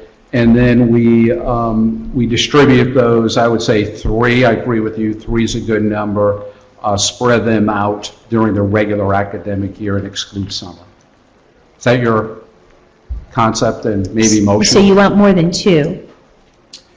Well, I think we should definitely have 2, and maybe a third is a TBD, whether it's in Indianapolis or off-site, but we can maybe keep that flexibility. So, Madam Chair, do you just want a motion to approve the dates and you can work out all the logistics? So yes, I'm just, I'm gonna, the motion to approve the dates as that we have with the change to July 12th. And then we will work with, State Board of Education, staff will then work on the to be determined locations. Oh, is it the 13th? Is that a Wednesday? Thank you.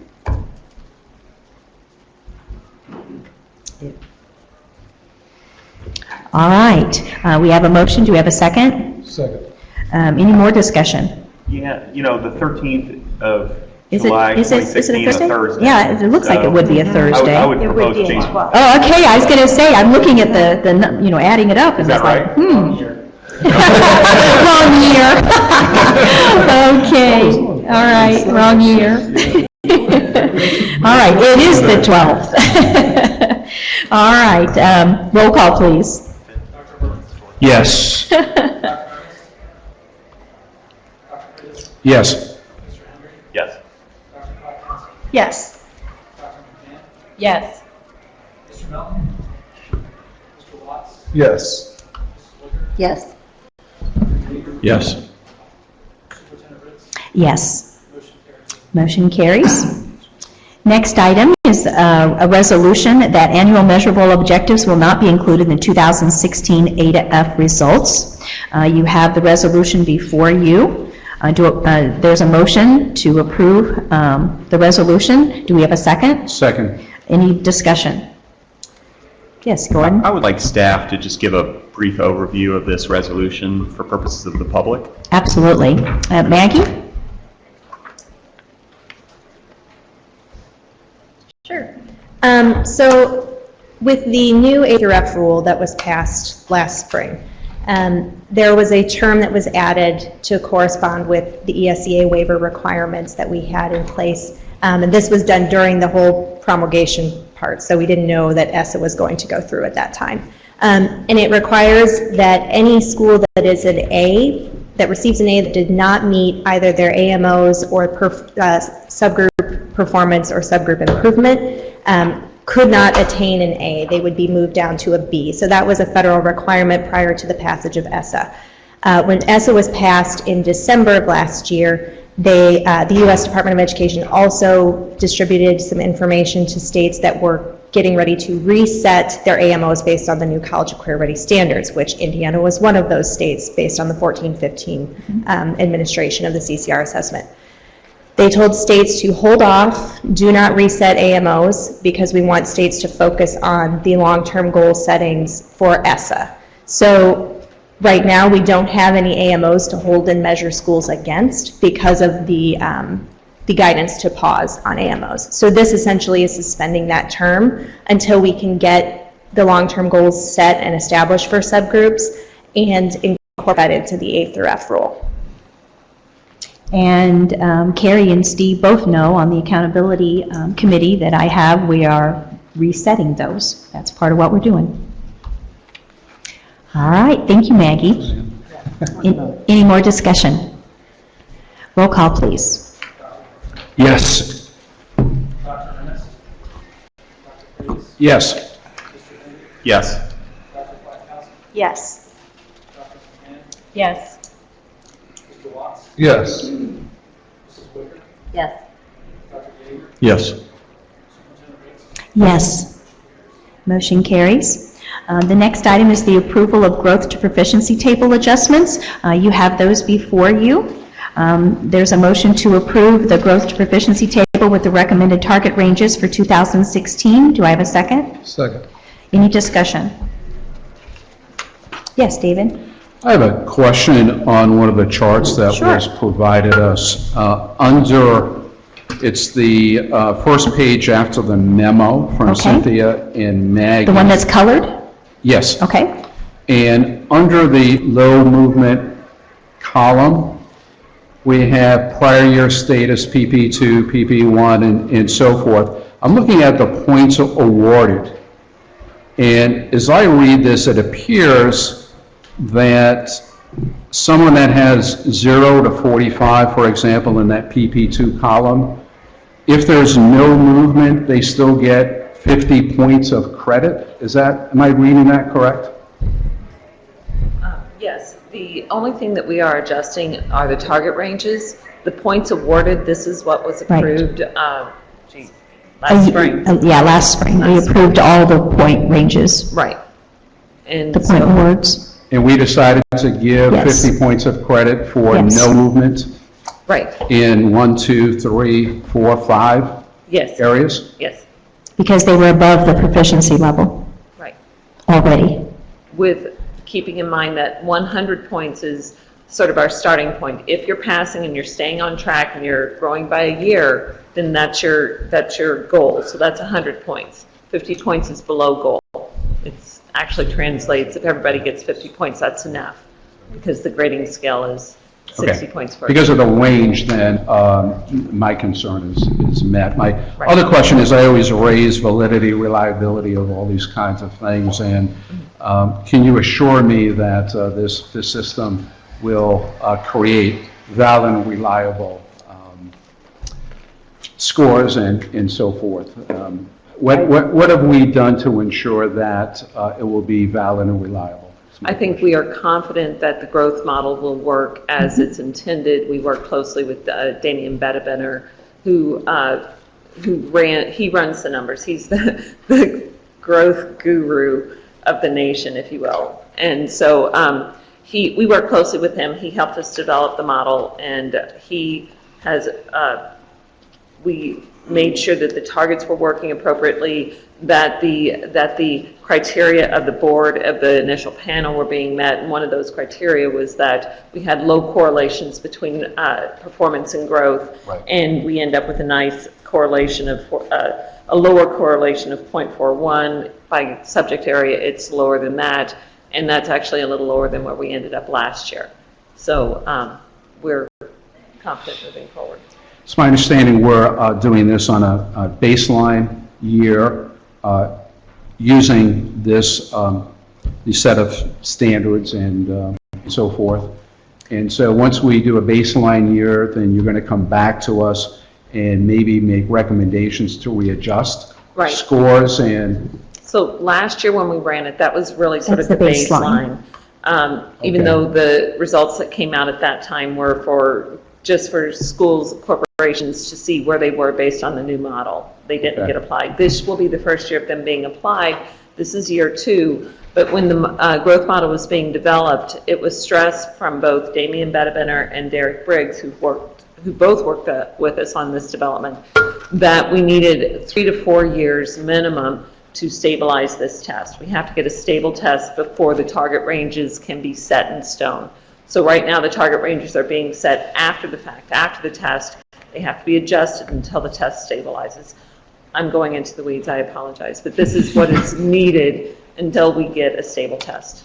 trying to prevent us from taking out the weed whacker to get away from the weeds. But I think we have to publicly state that we're confident in this, and the results that will be generated do have validity, reliability, and I think the more often we say that, the more confidence people will have in the system. So I knew it took a lot of work to get it to this point, so I thank you for that.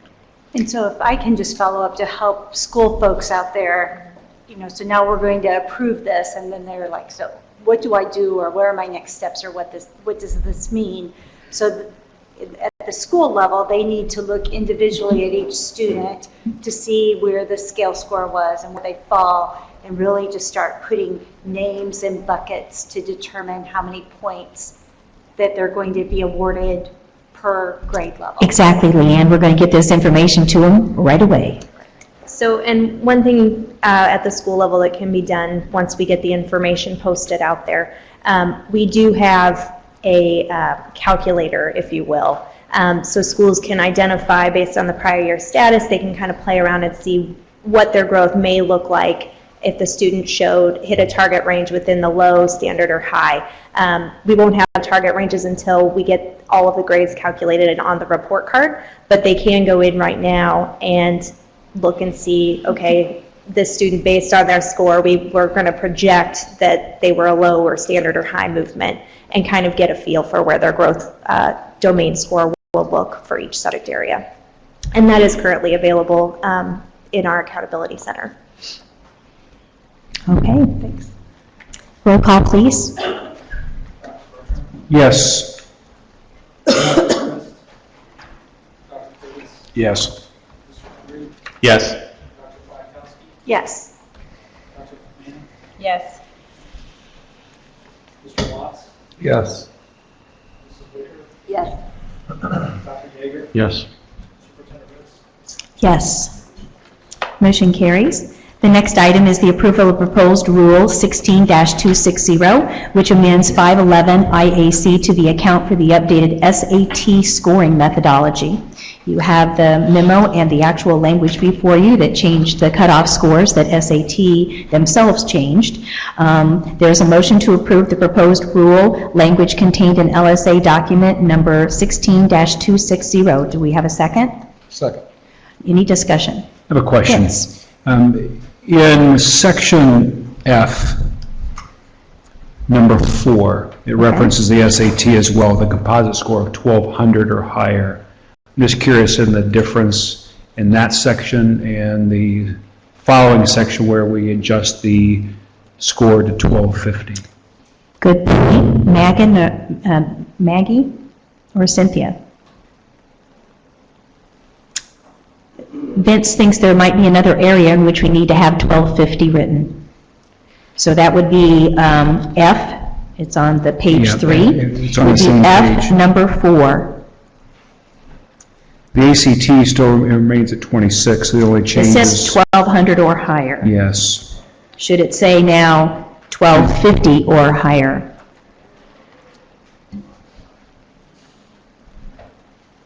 I believe you're correct, Vince, but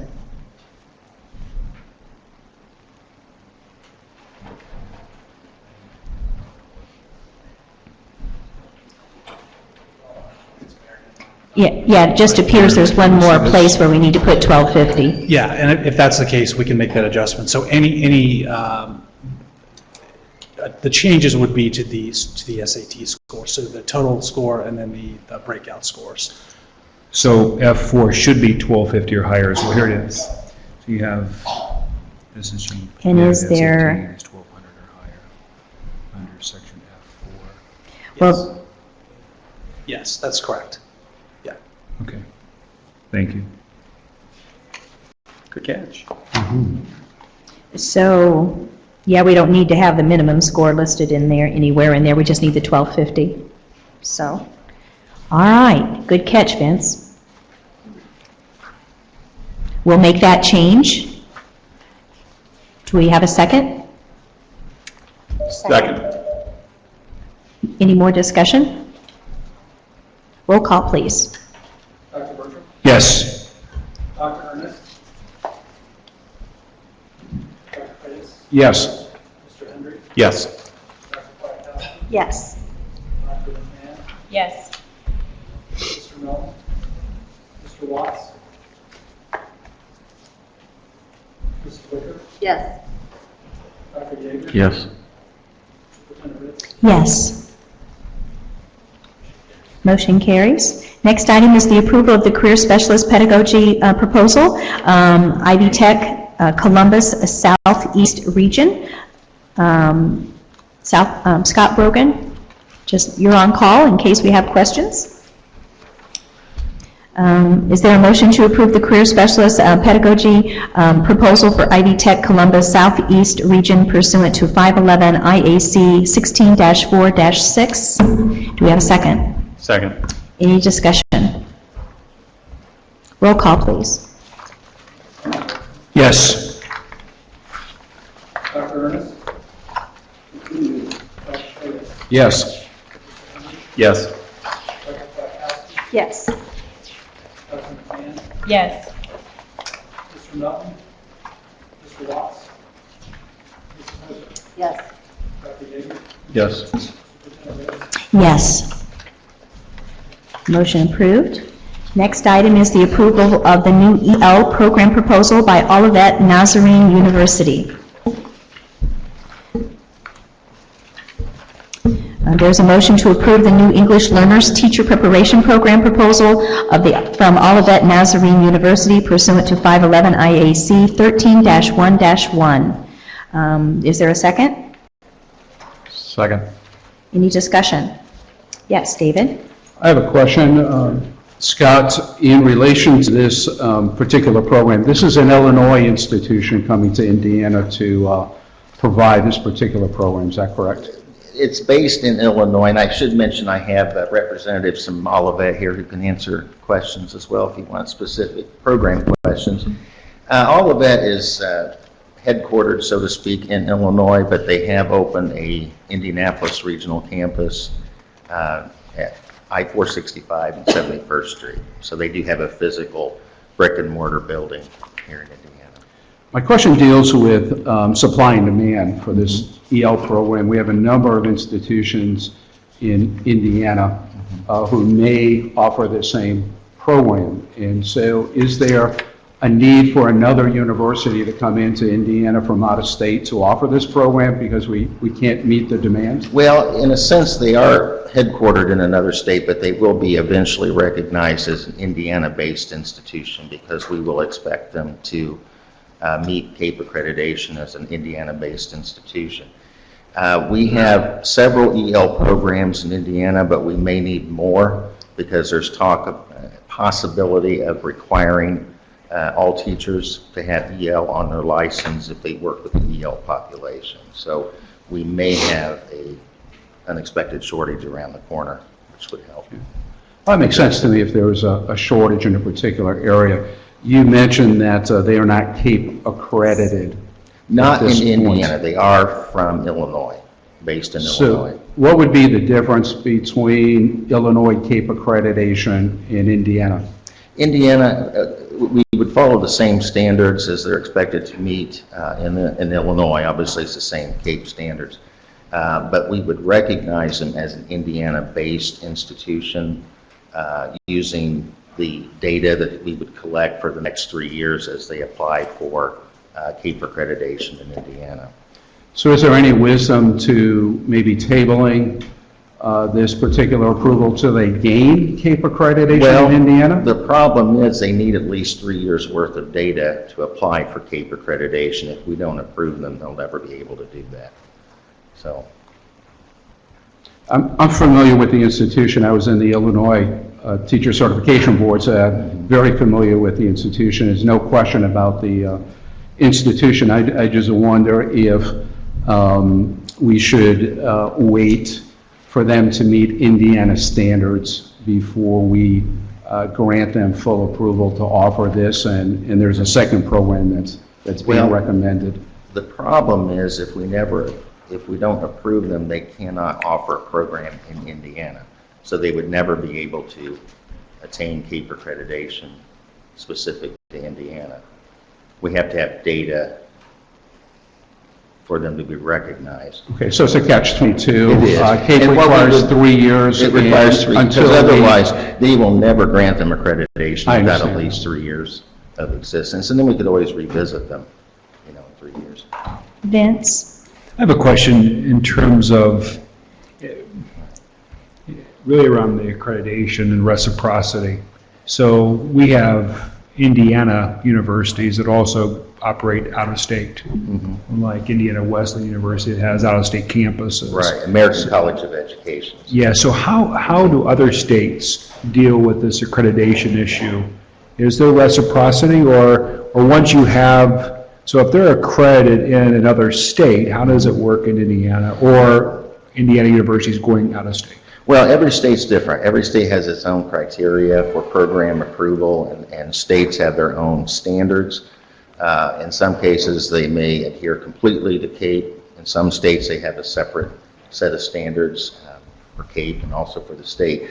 And so in terms of reciprocity, we would recognize an out-of-state program that's CAPE accredited or recognized by the other state for Indiana licensure, but we would consider them as out-of-state program completers. So we have to do an evaluation of the transcripts before we would issue them a license. And I should add that when we reviewed this program, they do meet Indiana educator standards, but they need 3 years to meet national accreditation standards. So are they accredited in Illinois? Yes, they are. Okay, They're so CAPE full accredited. accreditation, full CAPE accreditation there. Right. So I want to be clear, I understand, so the 3 years they need, if they're already accredited, CAPE accredited in Illinois, what is the 3-year period? The 3-year period would enable the program in Indiana to operate as an Indiana-based institution, and then they would seek, after 3 years, CAPE accreditation. And then they would have the data from Indiana program completers to apply for CAPE accreditation. Does that make sense? There's a requirement that they be Indiana accredited. So, go ahead. Are these programs accredited in Illinois, the EL, and I guess there's a school principalship program? Yes, you have an that's EL next. program that's accredited in Illinois, right, and same way with the building level. So they have demonstrated 3 years of data or more and were accredited by CAPE. Oh, yes, definitely. And so the reciprocity provision with CAPE would apply to Indiana. Exactly. And we have some confidence that they've already demonstrated in Illinois that they've met that data requirement, which is pretty heavy in CAPE. So I'm more confident now that we have a chance to see nodding heads. And we would never review a program that's not CAPE accredited if it's based in an outside state. I mean, we just would not consider that. That's helpful. Okay, thank you. And you know, That cleared it up. I'm strong about CAPE, so that's definitely something we'll monitor. And, Are these programs nationally recognized also? yes, I believe they are, as far as building level I know is, yeah, as well. They're both? Right. And so that gives Some us tests. another level of confidence that in Yeah. addition to CAPE, they receive national recognition, which is an additional and- set of standards. And we require that in Indiana. That's part of our CAPE agreement. If there's a SPA, they must seek national recognition and receive it. And if they don't, then after a certain number of attempts, then they have to drop it. Okay, thank you. So, Any more discussion? Roll call. Yes. Dr. Ernest? Dr. Freitas? Yes. Mr. Hendry? Yes. Dr. Blackowski? Yes. Dr. McMahon? Yes. Mr. Melton? Mr. Watts? Mrs. Wicker? Yes. Dr. Jager? Yes. Yes. Motion approved. Next, there's a motion to approve the new building level administration program proposal for Olivet Nazarene University pursuant to 511 IAC 13-1-1. Is there a second? Second? Discussion. Roll call, please. Dr. Bertrand? Yes. Dr. Freitas? Yes. Mr. Hendry? Yes. Dr. Blackowski? Yes. Dr. McMahon? Yes. Mr. Watts? Mrs. Wicker? Yes. Dr. Jager? Yes. Superintendent? Yes. Motion carries. Next item is the selection of the State Board of Education member to attend the NASB conference. Is there a motion of a board member to serve as the NASB delegate? I would make the motion that Dr. Freitas serve as the national delegate or the Indiana State delegate. Second. Thank you. And I'm sorry. do you wish to serve? Yes. We might ask that. Yes, I do. Thank you. Are there any other nominations? Okay. There's been put forth a motion to nominate Dr. Freitas to be the board member to serve as the NASB delegate. Do we, any more discussion? Roll call, please. Yes. Abstain. Yes. Yes. Yes. Yes. Yes. Yes. Motion is approved. On to discussion. We've already done discussion item A and part of B. Do we have any word on when we're going to do the Edison report? Is it still around noon? Okay. Let's then move forward to the assessment update. Is somebody on?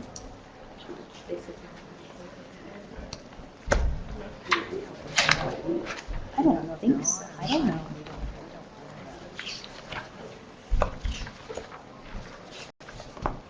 Is Michelle Walker here yet? Oh, there you are. Okay, Michelle. Thank you. Okay. Oops, I'm sorry. I just need to have the state board staff get the PowerPoint up. Did I just go to the next slide? Oh. And I Thank think you, when you get to the undetermined part, we had a question that I know you're already aware of, so you can address it Go ahead and then. share. Absolutely.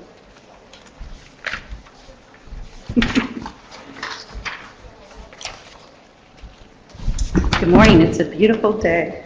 It is. Yes. So just 3 topics for you this morning, and then certainly some additional information based on questions that came up this morning at the meeting. Wanted to talk a little bit about an ISTEP update, and certainly one of the things that we are doing right now is resolving any undetermined scores. We talked about this, I think, at the last meeting in September, and I do have a handout for you, that monthly update. Let me go ahead and send this around. It's in the PowerPoint, but I think you'll find this helpful. Can I start this with you, Steph? Of course.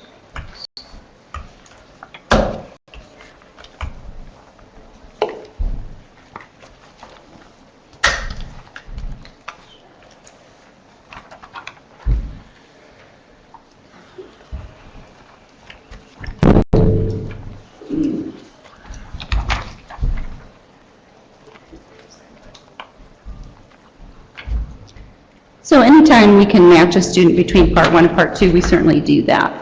And so there were a handful of those students, and actually Pearson will have a report for us later about how many students were able to be matched from Part 1 and Part 2. There were many students who actually didn't take one of those parts, and the schools submitted those for resolution. So that's taken Pearson a long time to go through, because they do have to do each and every one, which we want them to. But just want to make sure that you were aware that that did affect the timeline. Certainly, we're expecting next Thursday a file for grades 3 through 8, and then the following Monday, grade 10. And we're anxiously awaiting that information so that our IT team can then process the data and hopefully soon release the embargo. So the information on the front and the back of your handout is actually what's in the PowerPoint. So I don't want to read that to you, but just give you some additional information. We did share that with CTCs as well as through the DOE dialogue. Just making sure that folks know that the reports they have already access to in Pearson's system will be updated based on the additional undetermineds that were resolved. And for grade 10, also based on rescores. So they'll have their final data in less than 2 weeks. So we're excited about that. We're working to cut our timeline shorter next year. We actually have a meeting about that later this month. So always wanting to get better in terms of the timeline. The next item I had on the list for today is support for educators and students. And can you go ahead and talk about the I'm sorry. undetermined scores? Sure. For Glad the to. calculators Yes. in specific? So the situation was that the first two sections in the Part 2 portion of the test are non-calculator sections for grades 6, 7, 8, and 10. Because we're actually measuring some content computation, for example, where we really don't want the students using a calculator. So that information was in the examiner's manuals, but some teachers felt like maybe they should be using a calculator because we didn't have any icons in the examiner's manual, which is a practice that we had with CTB. And it's actually something we've added back in as a result of the feedback we've gotten from the field. And so I think we talked about this briefly in August, but let me give a little bit more detail this morning, or yeah, it's still this morning, and certainly answer any additional questions. So Section 1 and Section 2 are again measuring content that actually students should not be using a calculator. So if a student did use a calculator, they had an unfair advantage. And so for that reason, the section would actually need to be invalidated. An invalidated section leads to an undetermined score, meaning there's no way to calculate the student's score because we don't have all the information from the items on the test. So there was a lot of heartburn out there, which you can well imagine, in particular some schools. I think the question that was asked was the irregularity report, so let me answer that and then give a little bit more context. So in terms of reports, we received 63 reports from 46 corporations saying they had one or more students use a calculator. So if the students were given the calculator but didn't use it, they didn't need to invalidate the test. And fortunately, several of those schools did call us and say, we think we're supposed to be using a calculator, we've handed them out, what should we do? And we said, don't use them, so then they didn't need to invalidate the section. So I just want to make sure that was really clear. What we noticed, and I actually looked at a little bit more detail in terms of the data, that 65 of the schools that did do a report to us had 10 or fewer students. So many of them, actually 20 of the schools had one student. So some are large, like the largest number was 326 students, but it's less than 1% of the total student population in those grade levels. I wasn't sure if you needed additional information or more updates on that. I think what we really want to know is the process and what we're doing about it. Absolutely. So when this occurred, actually in the spring, and we were concerned about accountability, as I'm sure you are, and the constituents you serve are. And so we reached out to USED right away and said, we had the situation. It was a change in our manual. It did say they shouldn't use a calculator, but some classroom teachers or examiners did do that. We really want to make sure that the school isn't penalized for that. What can we do? And so we had an actual conference call meeting with them in July. They set that up. We talked about what had happened exactly. We gave them examples of the kind of language we had before, what was different, how could we actually improve this for the future to make sure it didn't happen again. And so they were in favor of certainly allowing us to look at, for those students, participation only and not be penalizing the school for their achievement score. And so one of the things that we looked at in terms of what would be next steps is we asked USED to put that in writing. And so we're still waiting for them to put that in writing. And actually our federal liaison has been checking in with them almost every week.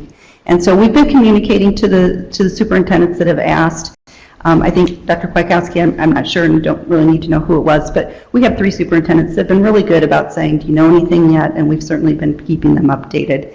And that's something that we're pushing back again this week and saying, we really need that in writing because that and our iStar were our 2 questions that we worked with them on.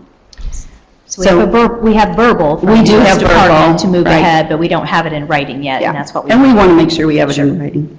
But we want to make sure it didn't penalize those schools. And so the superintendent I had a conversation with, he was sharing that there was a ELA portion where it was session 2A and 2B. Sure. And he showed that 2A was 25 minutes and it was worth about the same amount of points as the math section where they had the error with calculators.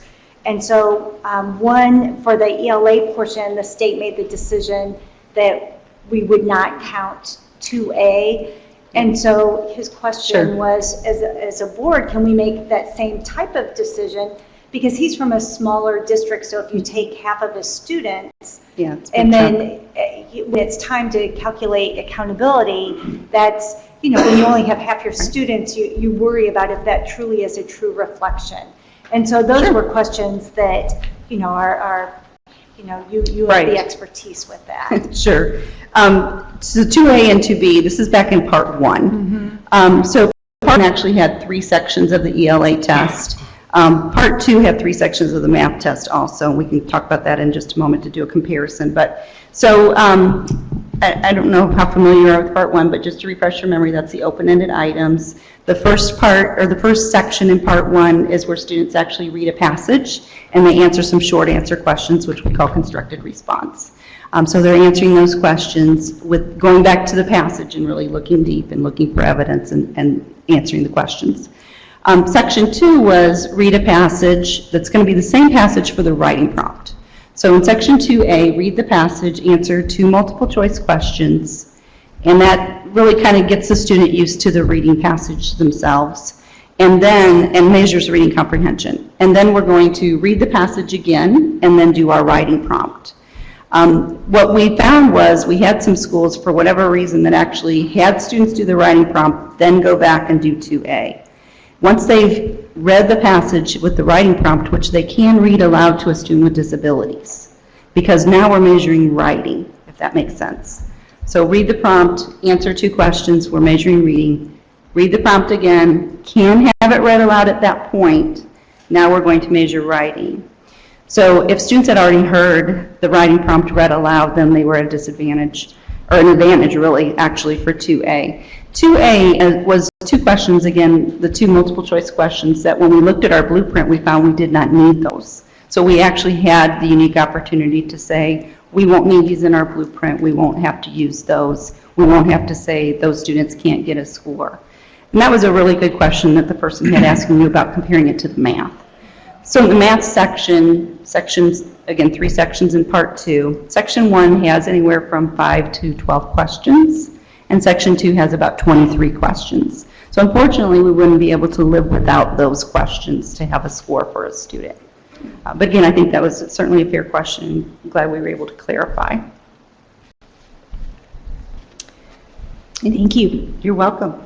And now you're Sure. to support for students. Sure. So one of the things that we have pushed out on the web actually as of August 1st to make sure that they're available for schools to use, and we're always updating resources and adding additional pieces as we develop portions actually with our vendor. So one of the things, for example, we're working on right now is an iStar experience, because we really wanted to have that as an opportunity. So we're working on that.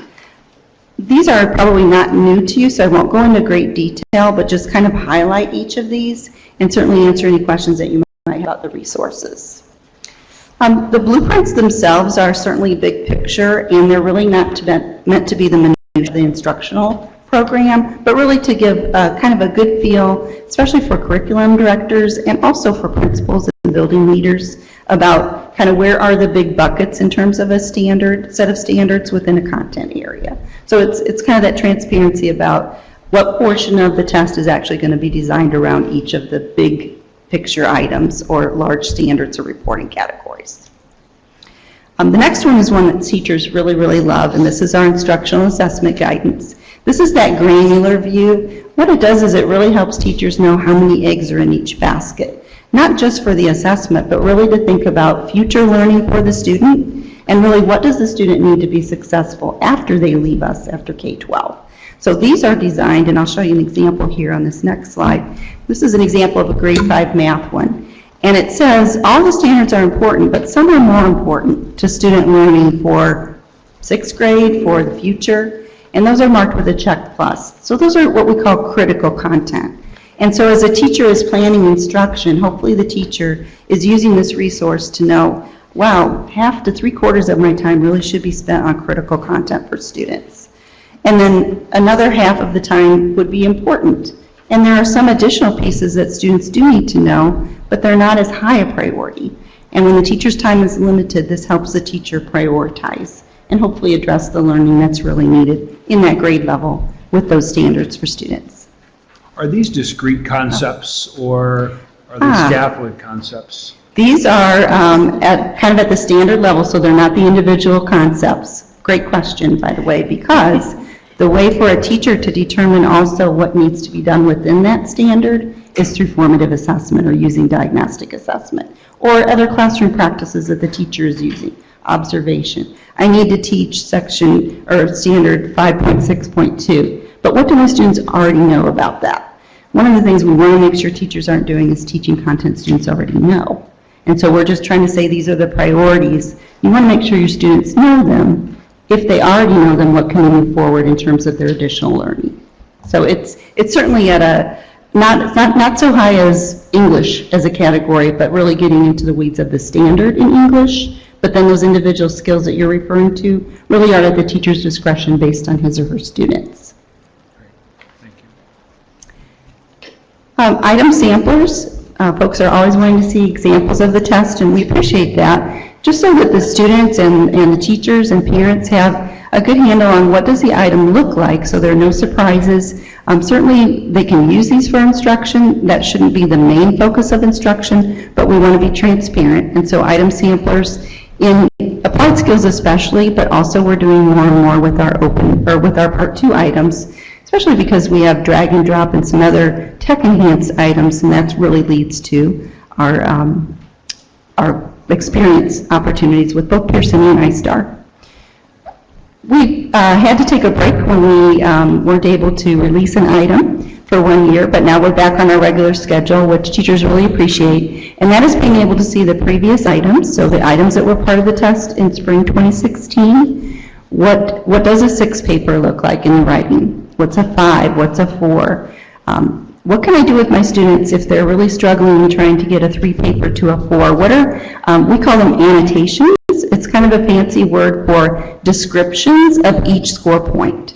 So as we have the item posted on the web and a sample paper, and that paper scored, the score is there as well as the description of why it's that score. And certainly one of the things that we pushed out and shared in the dialogue and with CTCs is some structural ideas for teachers to use either these items or ones that they want to pull down from Pearson's site of their own students, and how can they use those as an instructional activity. Certainly looking at student work is a really helpful professional development activity for teachers as well. But even more so, how do they help students know what makes a good paper, what makes a good math problem solving, showing your work, thinking through all those steps. I like to tell teachers, take an item that maybe was a 2-point math item that's a 1, and ask students, what should the student have done to make this answer worth 2 points? What's missing here? And that really is another level of metacognition that students need that they don't often get. So we did try to share ideas because we certainly want teachers to have more tools in their toolkit, if you will. Dr. Walker? Oh, I'm sorry. One more question, Sure. particularly on the writing and from a student perspective. One of the great criticisms of some of our standardized tests, particularly the SAT, in the writing portion at one time was around students' prior knowledge and the actual construction of the writing versus the content. Right. How do we address that as a state when we're reviewing student writing? And to what extent does prior knowledge play a role in that? And secondly, to what extent is the content and their thoughts assessed Really versus critical the piece. actual structure of the writing? Actually, the answer to that question is different than it would have been a few years ago. Because with college and career-ready content standards, the writing is really evidence-based writing. And so it's going into the passage and using evidence from the passage for the student to actually support their answer in the writing. Good.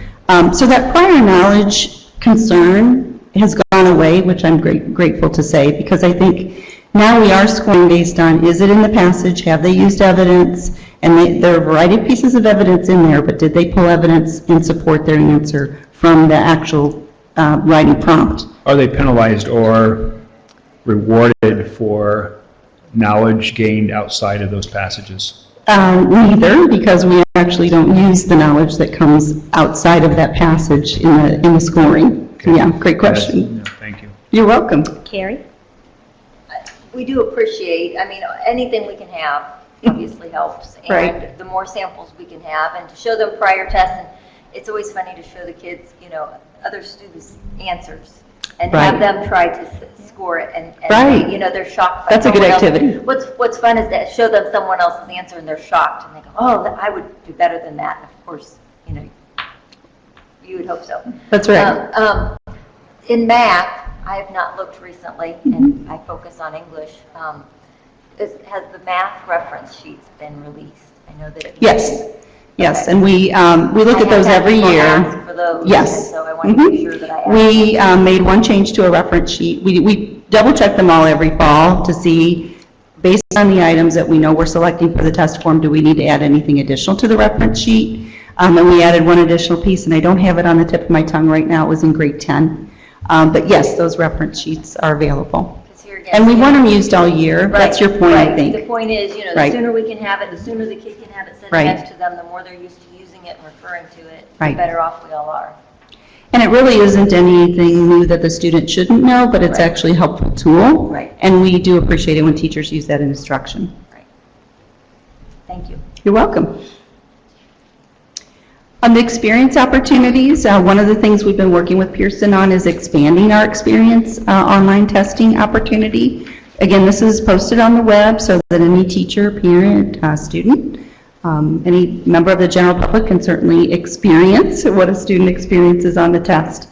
And certainly, excuse me, these can be used as instructional tools as well. One of the things our team is actually doing right now is an additional bonus for this particular resource. We thought it would be really helpful if we created a WebEx for teachers to walk them through the experience opportunity. And that's actually being recorded this week and next week to post on the web. So that we can say to the teacher, not only here is the experience, but actually here's some things you should notice about the experience. And certainly a parent could watch that if they'd like to. Again, the PowerPoint is meant to enhance what's already there, so it's not new information, but we thought it would be helpful information. And the practice test, one of the things that we talked about when we first started going to college and career readiness in 2015 was actually allowing the practice test to become an instructional tool for the teacher, and we're certainly continuing that for our third year in a row.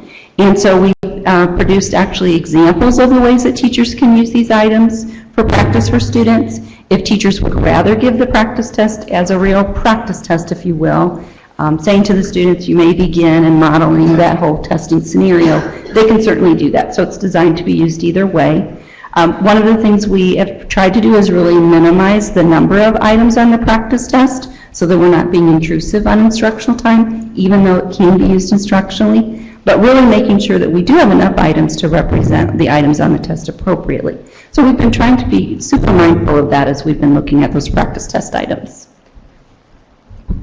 And Michelle, can you talk about what we just released yesterday? Because we had an analysis from Pearson regarding the actual categories within the test. We wanted to do a full analysis on what the areas were in the state that we really needed to focus the most on in language arts and math. So we're starting to look at trends, and obviously we're anxious for the final data files, obviously for everyone, including schools and us. But one of the things we've been looking at that we hope schools are looking at also is the IPI, which is another acronym, sorry. It stands for Indiana Performance Index.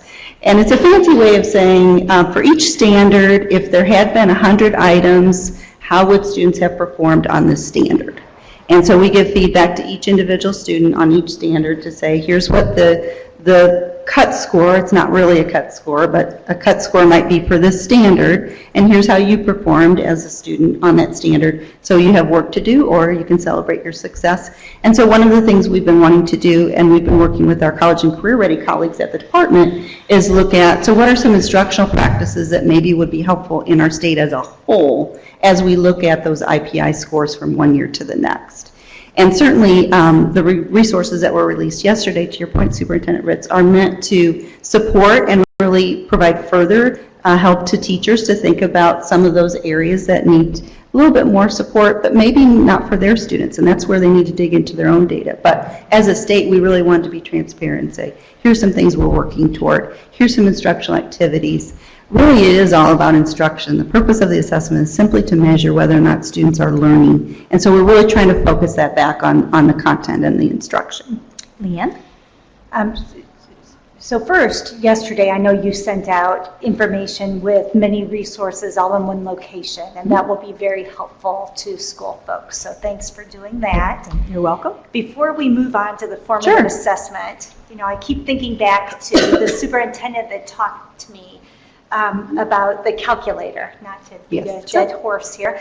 But you made the statement that we wouldn't want to unfairly advantage a set of students. So did we actually compare students who use calculators versus those that did not to see if there would be a difference? Well, so we're not able to do that comparison. That's a great question, by the way. I think it's a fair question because it would be something I would be curious about. The challenge is that when the session is invalidated, or section as it's called, then we're unable to calculate a score for the student. So we're not able to actually compare the students' results from one group like that of those who actually did use the calculator to those who didn't, because the ones who did use the calculator won't be able to get a scale score. So we aren't able to do that analysis. Because it takes all sections of the test to make the final score. Sometimes people ask us, well, what's the part 1 score and the part 2 score?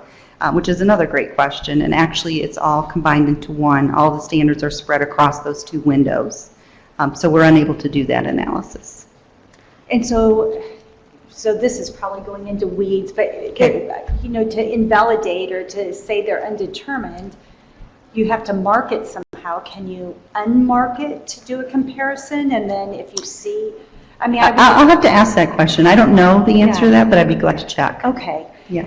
And then, the Department of Ed contacted the U.S. Department of Ed to talk about that issue. Is that do we have to go to the U.S. Department of Ed, or is that a decision that as a state we would be able to make? Well, and I'll invite Maggie. I don't know if she's still here. She is. Is your question? So I'll invite her to speak in a minute because it's really about calculator, or is it accountability. Is that your? Mine was with the calculator. The last question you asked, whether it's a U.S. department or a state issue? Yes. Whether the students may use? Or if we had some that made an error, instead of saying to the U.S. Department of Ed, how can we calculate this, or what do we do with it? Can we as a state just say, here's a handful, this is how we'll handle it? Okay.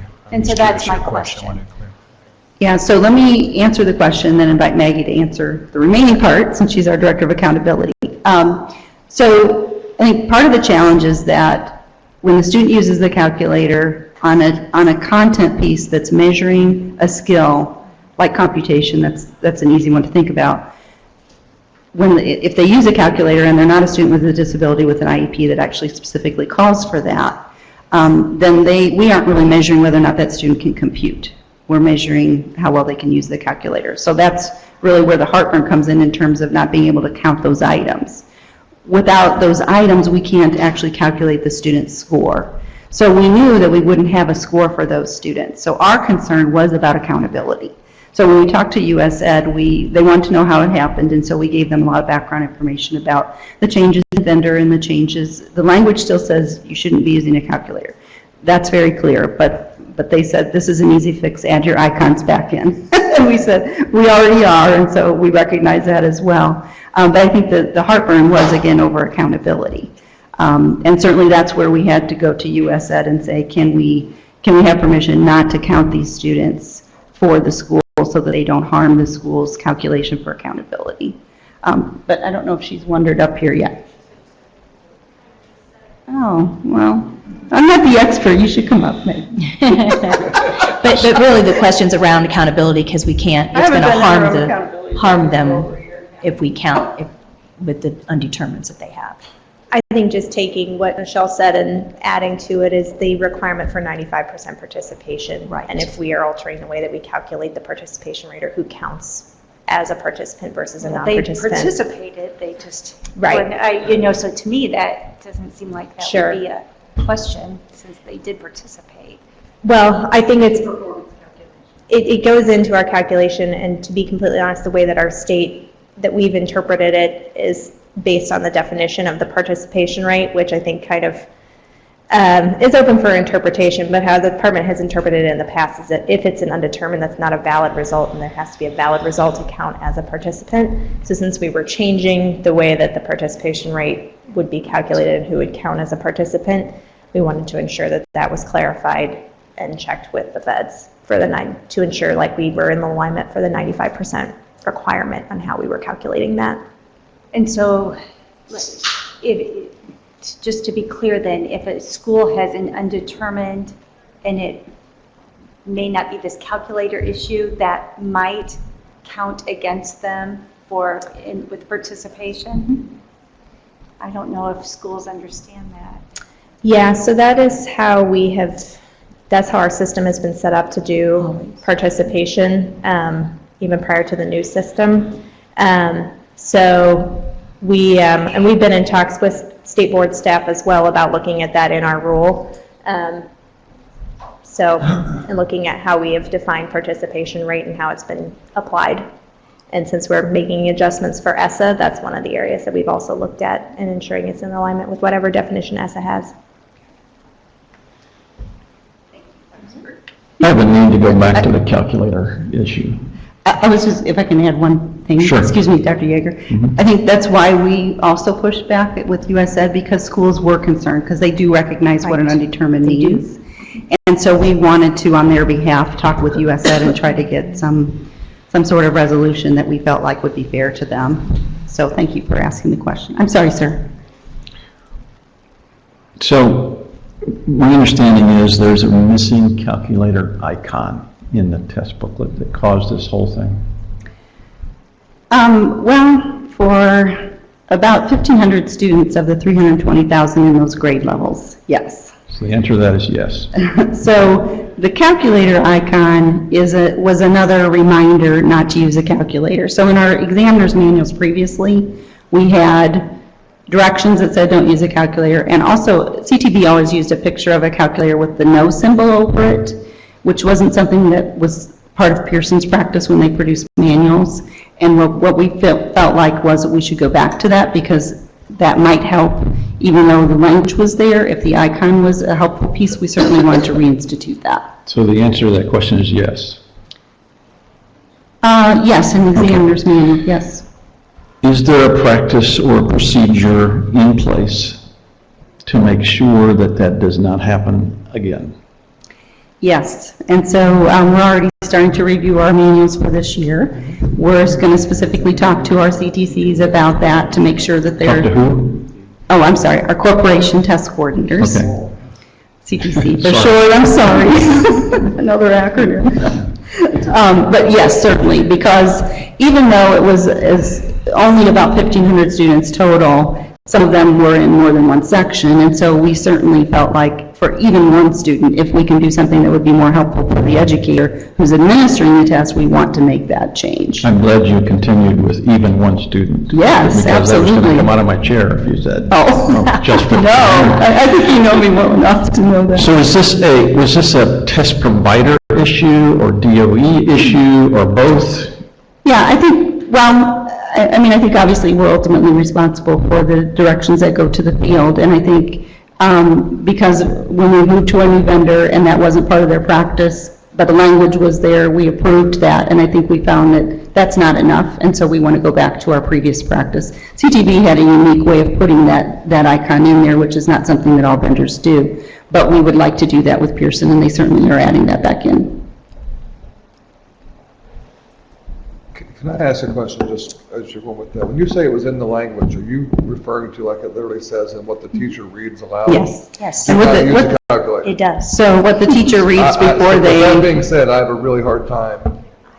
well, I'm it's sorry for in teachers. the part where Don't they, use a calculator, let them use a calculator. yeah, it's not what the teacher says to the students, it's in the It's part not right what the before, teacher reads when the teacher Out says, loud, then what language is it in? it's in the language that the teacher reads to him or herself right before they start and say, you may begin. So when the teacher reads the directions for that section, and it says, students are not allowed to use a calculator in this section. But it does, it's not said read to the aloud to students. No. No, but that actually was a question that one of the corporation test coordinators asked us, and so back to Dr. Yeager's question, that's something we're adding in also, is to have the teacher say that to the students, because that's another way of trying to ensure, hopefully. Some teachers actually gave the students a calculator, but then they never used it, but we want to try to prevent that. it was interesting that the majority of those were online. And so one of the concerns we have is if the calculator does not appear in the online section and you have a question about that, you should contact Pearson or the Department of Education. Let's not hand out calculators to students and let them use them. But certainly, anything we can do to try to prevent, we want to do. As frustrating as all this is, and I do have a great deal of sympathy and empathy for the district that Leanne's referring to. I do want to say that I appreciate the fact that you and your staff every year are trying to cut these out and cut out the mistakes. But can't always be 100%. But when we find out it was something as simple as, it's very frustrating for that school district, those parents and those students. And I would hope that there's some sort of resolution that they can be unharmed academically because of somebody else's error. Right. I think that was the impetus, again, for going to US Ed and saying what remedy can we use. So we're not done with that, right? I'm sorry? We're not done with our efforts to... No, because one of the things we're doing is actually moving on into English, and there are parts that can't be read aloud. And so we're adding an icon back in to show a picture of an open book with a circle. That wasn't what I meant. Oh, I'm sorry. We're not done with trying to help the district. Oh, right. That Leanne's referring to. And I think doing the comparison, going back, I think Dr. Pikowski's asked some really That good was a questions. yes or no that we can question. follow. Yes, we're not done trying to help them. Yeah, correct. Okay. I'll say correct. Yes, yes, yes. All right. And formative assessment? And this update just was a brief overview because next month you'll actually get a lot more information. We did have 560 schools indicate an interest in using formative assessment, so we're very excited about that. So right now we've been actually going back and clarifying a few things with them, and then one of the things we usually report to you in November then is more information about those schools, how many were public, how many were non-public, which vendors did they select, and so on. So stay tuned for more information. Thank you very much. Thank you. Are we ready for Edison, or? No? All right, so we're going to move on. I guess I'll take your pleasure here. We're supposed to have an Edison presentation around noon, so I guess I would prefer we just kind of keep working until we get that presentation. So let's do accountability update. Maggie?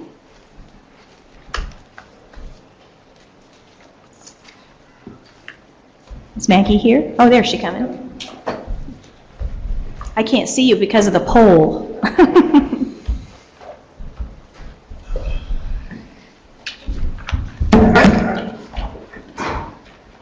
So this is just let me ask one question. This is kind of a lengthy presentation and it's going to go over a lot of information. Are we close to that? Should we just take a few minutes break, or which? I see head nodding, but I don't know to what. So take a 10-minute break and then we'll be listening to Edison. Is that what you want to do? Okay. Sorry, Maggie. That's okay. I just, I noticed that this is going to be a little longer, and so perhaps we don't want to be in the middle of it. All right, so we'll take a 10-minute break, and so we'll resume here at 5 afternoon, and we will have the Edison presentation.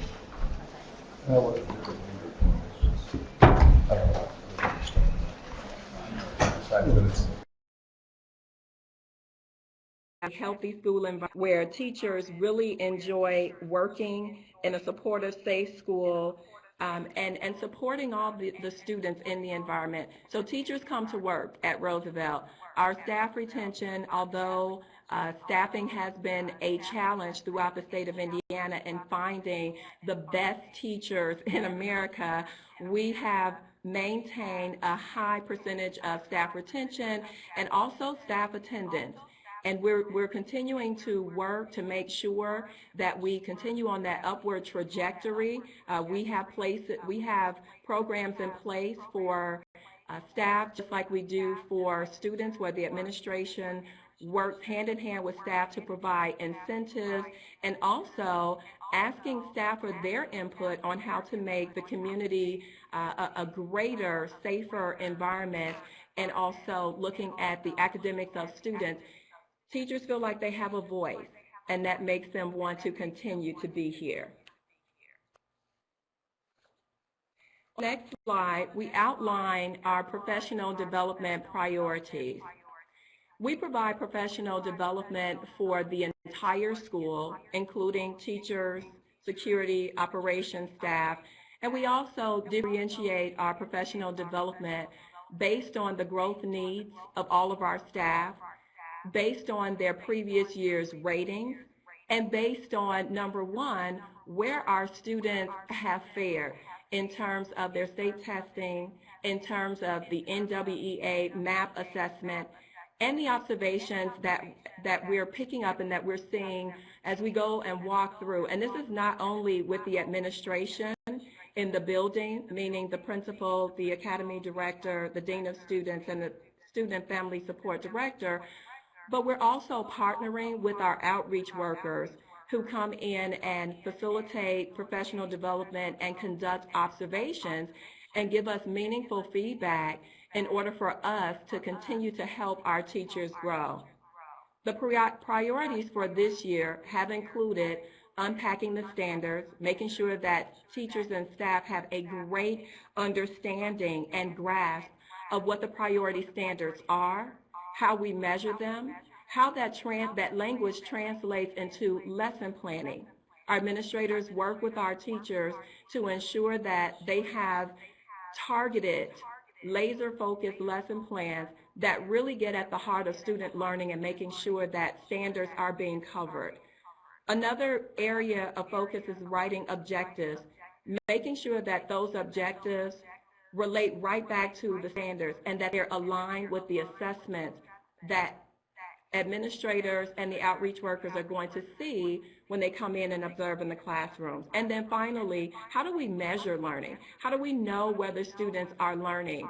From everything from an exit slip to a do now to the actual meat of the lesson. And not only are we helping teachers to understand that process, but students as well.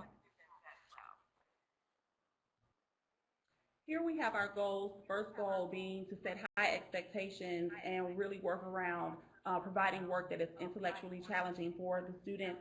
And here we really had to focus on developing a common language and to get everyone to understand that the rigor comes from the quality of the work and not necessarily the quantity of the work that you give to the students.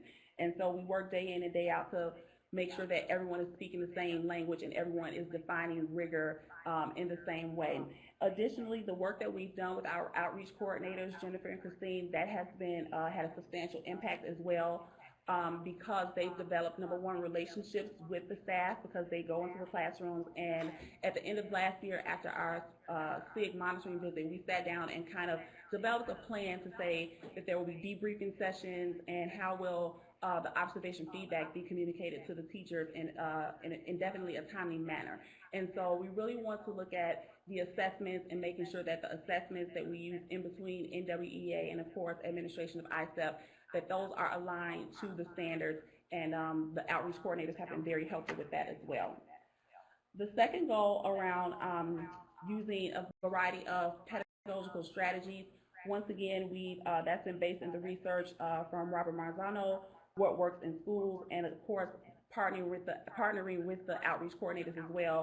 For the summer professional development, they did a PD with the teachers around unpacking the standards and really looking at those power standards to say, hey, this is what you need to focus on, turn those standards into student-friendly objectives. And so we have seen the impact of that as well. The last goal definitely surrounds the differentiated professional development. Every teacher in the building has a different skill set and they're at a different level, whether it's novice or master teacher. And so we use the evidence from the observations, lesson plan reviews, and the feedback sessions to determine what the professional development topics will be for the next week. And we definitely see value in teachers going to observe other teachers. Therefore, we do instructional rounds with myself and the other administrators and with Dr. Davis so that we can see what a specific strategy looks like in another classroom. We know that our school does not sit on an island, and we are very open and welcoming to community support, community partnerships, and that begins with our parents as partners. And here at Roosevelt, we share progress and provide opportunities for stakeholders to provide input in a number of different ways and a variety of formats. We do facilitate our bi-monthly board meetings where we're very transparent about our student growth, about our teacher growth, about our facility, about test scores, etc. And parents have an opportunity to sit and listen, ask questions, and offer public comment. Same thing goes for the community. We have a very supportive board who not only facilitate the meetings to hear information, but also offer support for us and challenge us to move forward. We also offer Title I parent meetings and monthly parenting meetings for all grade levels. Same thing with open house. We have our general open house every year, but then we also have grade-specific open houses because we know that there are different challenges and struggles at various grade levels, and we want to make sure that parents and students know that we see them as individuals and also as a school community. One of the newer partnerships that we've developed and we're very satisfied with, and we highly recommend to any school throughout the state, is with Capital City. Capital City provides in-house counseling and mentoring groups and also in-house family therapy for all of our families. No student and no family is exempt. So we know that we live in an area and we work in an area where there are significant challenges with some of our families, and we want to make sure that our support is going beyond the school. And so we partner with organizations like Capital City to make sure that families are being provided for, to remove those barriers for students being able to come to school and focus on their work and being a part of a community.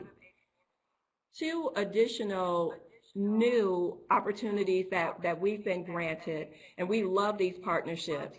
One is with Purdue University with their extension program, and they come in and provide nutrition classes for our students who are pregnant or for teens who are parenting, and this is both male and female.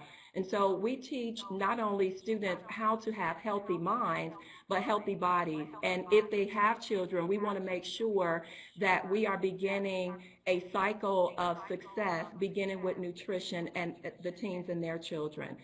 Same thing goes for the Nurse Family Partnership Program, where they also come in and support our pregnant teens, and they extend their services for 2 years beyond the child's birth. For example, we've had students who have had children and they've graduated, and they are still able to take advantage of this partnership.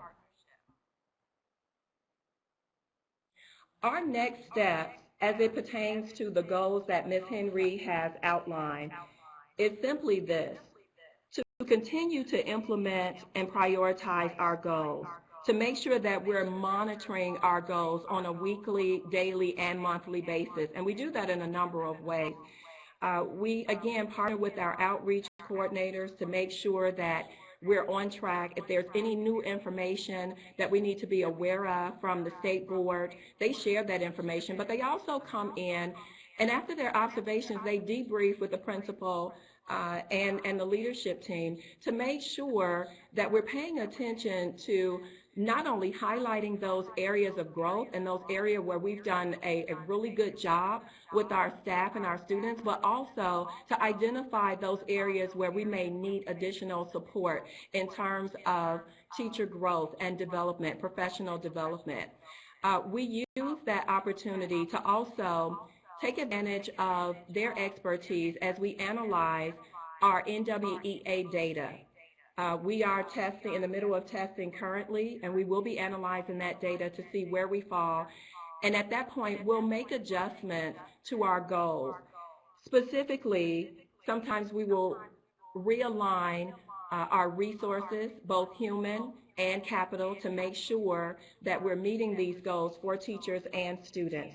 We want to make sure that our teachers continue to use a variety of high-impact pedagogical strategies. So everything that we put in place, including our instructional rounds with our administrators, with our outreach coordinators, will continue. And we're beginning to ramp up our process and ramp up the time that we're spending in classrooms, especially at the administration of NWEA.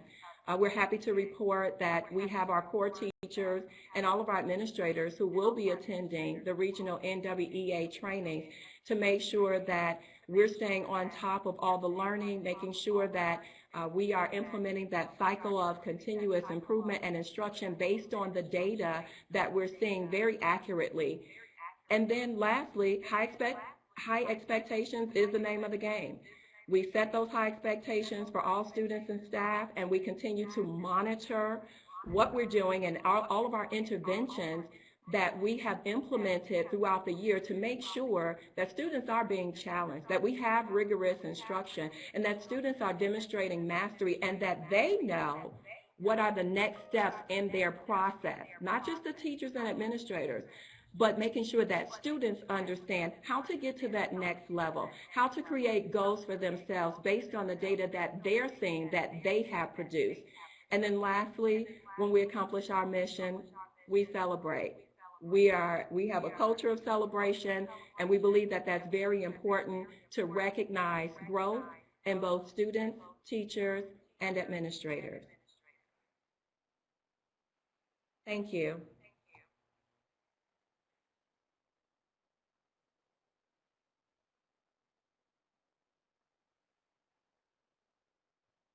That marks the end of our presentation.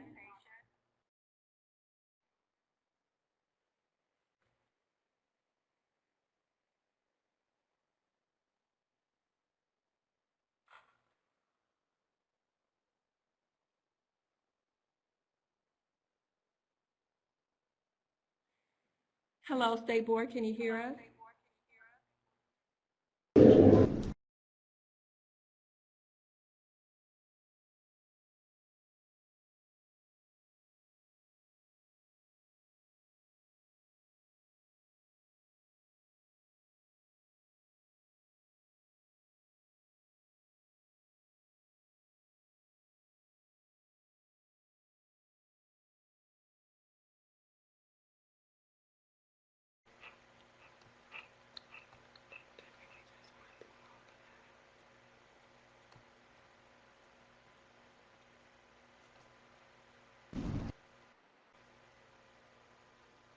And they do have these regular meetings, and we do classroom observations all the time. So really informing the instructional conversation that's going on at Edison. So appreciate the work. All right. Next item is Maggie, accountability update.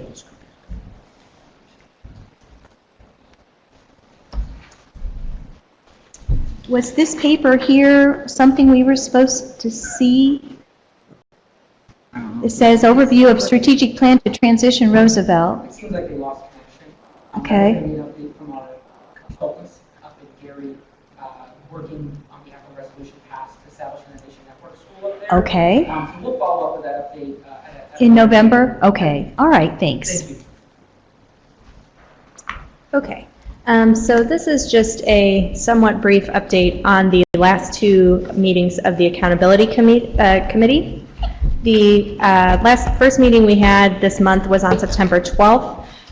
We have outlined there kind of some information on what was on the agenda. Specifically, we looked at high school multiple measures as it pertains to the College and Career Readiness Achievement Rate, the English learners portions that are required under ESSA, specifically the new requirement for a long-term goal for English learner progress toward proficiency, as well as an English learner progress toward proficiency indicator, and flexibility options as it pertains to this particular subgroup of students. And then lastly, we revisited long-term goals for academic achievement and graduation rate. On September 30th, we revisited the English learner topics because there were a few questions that the committee had regarding that information. We also revisited high school multiple measures, and we began the discussion for the elementary and middle school multiple measures component.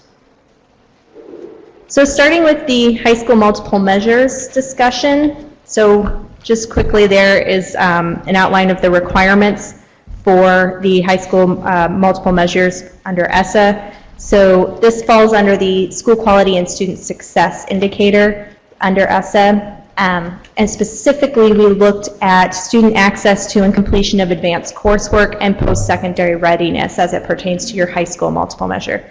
There may be some differences between your PowerPoints, and I apologize because we updated it since the September 30th meeting. I think they handed out a new one. Okay, well, just wanted to make sure, just in case. This one says October 5, 2016, but Okay. yeah, Okay, they handed out the new one. They one today. Sorry, Got it Friday. And I have one. That's Got it. Thank you. So you saw us. find Yeah, through I the noticed colors. there were Yeah, some okay. Yeah, faces. we had a meeting after the after the PowerPoint's announced. Yeah. So currently, for our accountability system, the College and Career Readiness Indicator incorporates 4 particular measures. So whether a student obtained or earned an industry certification, earned at least 3 transcripted dual credit courses, college credits, passed an AP exam or passed an international baccalaureate exam, AP advanced placement. So specifically, the multiple measures domain for high school, for college and career readiness, is 50% of that multiple measure domain. The other 50% is the graduation rate, and the college and career readiness equals 30% of the overall A through F grade for your high school. So in the rule as it's currently written, the college and career readiness component is made up of a college and career readiness achievement score and a participation score. So again, the achievement score looks at how many students attained one of those 4 indicators. And the participation score was written in initially to look at the percentage of 11th grade students who participated.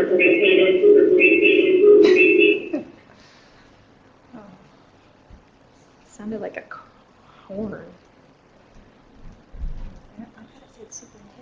That was in response to the college and career readiness. We are not sure. Okay, I'll keep talking and see what comes next. Okay. So the participation score was incorporated into the rule to look at how many students in grade 11 take a CCR assessment. This currently is not in use because we don't have a defined CCR assessment. So what the committee looked at was specifically the participation rate as it's currently written and whether to leave it in as it is in the rule right now, or to adjust it, either remove it entirely or somehow incorporate it into the college and career readiness achievement rate. So the committee wanted to remove it as it currently is, but incorporate it under the college and career readiness achievement rate somehow.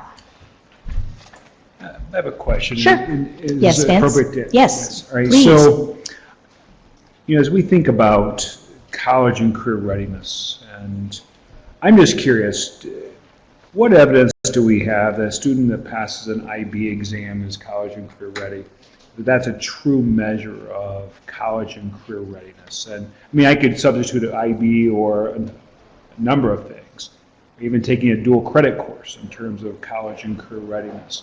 And are we, I understand it's in statute, and I understand that, but is that part of the process as well, as not only looking at how we distribute these things, but really the validity of them, and asking, are these things true measures of what students need to have to be college and career ready?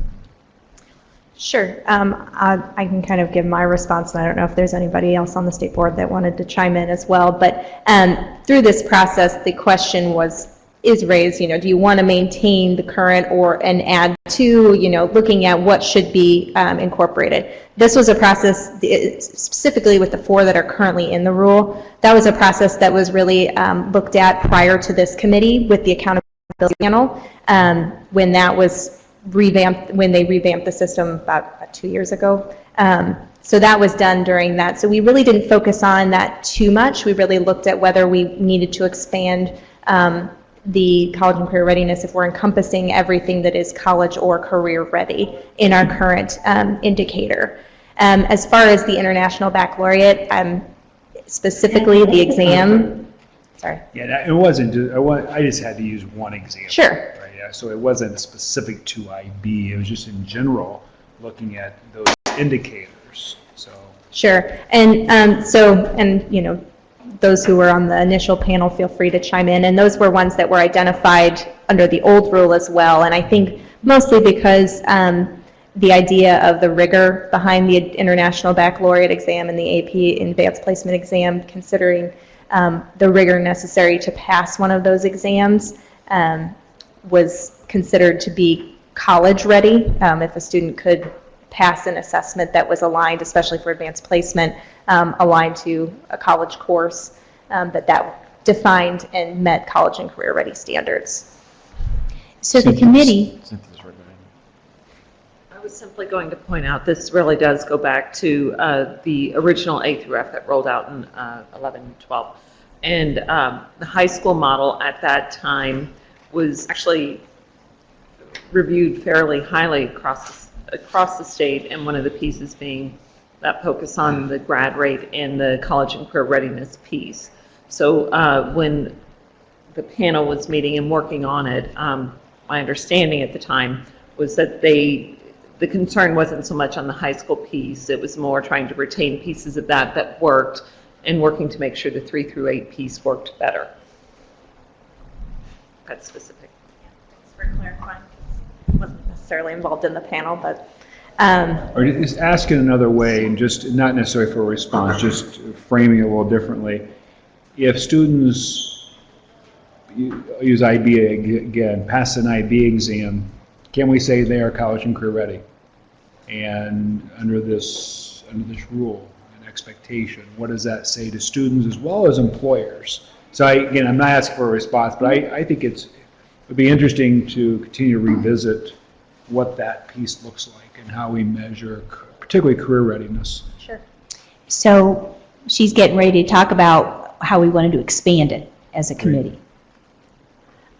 So in alignment with the adjusting how we do the participation rate, the committee wanted to look at expanding the college and career readiness achievement rate indicators beyond the 4 that are in the rule, and specifically they preferred the incorporation of some sort of performance on the SAT, ACT, and PSAT. What those thresholds, performance thresholds would be has not yet been set or considered. Also participation in the ASVAB assessment, and also looking at incorporating an indicator for completion of the 21st Century Scholars Program to try and focus that. I think the idea was that the ASVAB kind of expanded more into the career ready side of things, and the 21st Century Scholars Program also expands into both the college and the career ready, while also reaching a different subset of the population because it does focus on your low income students and try to encourage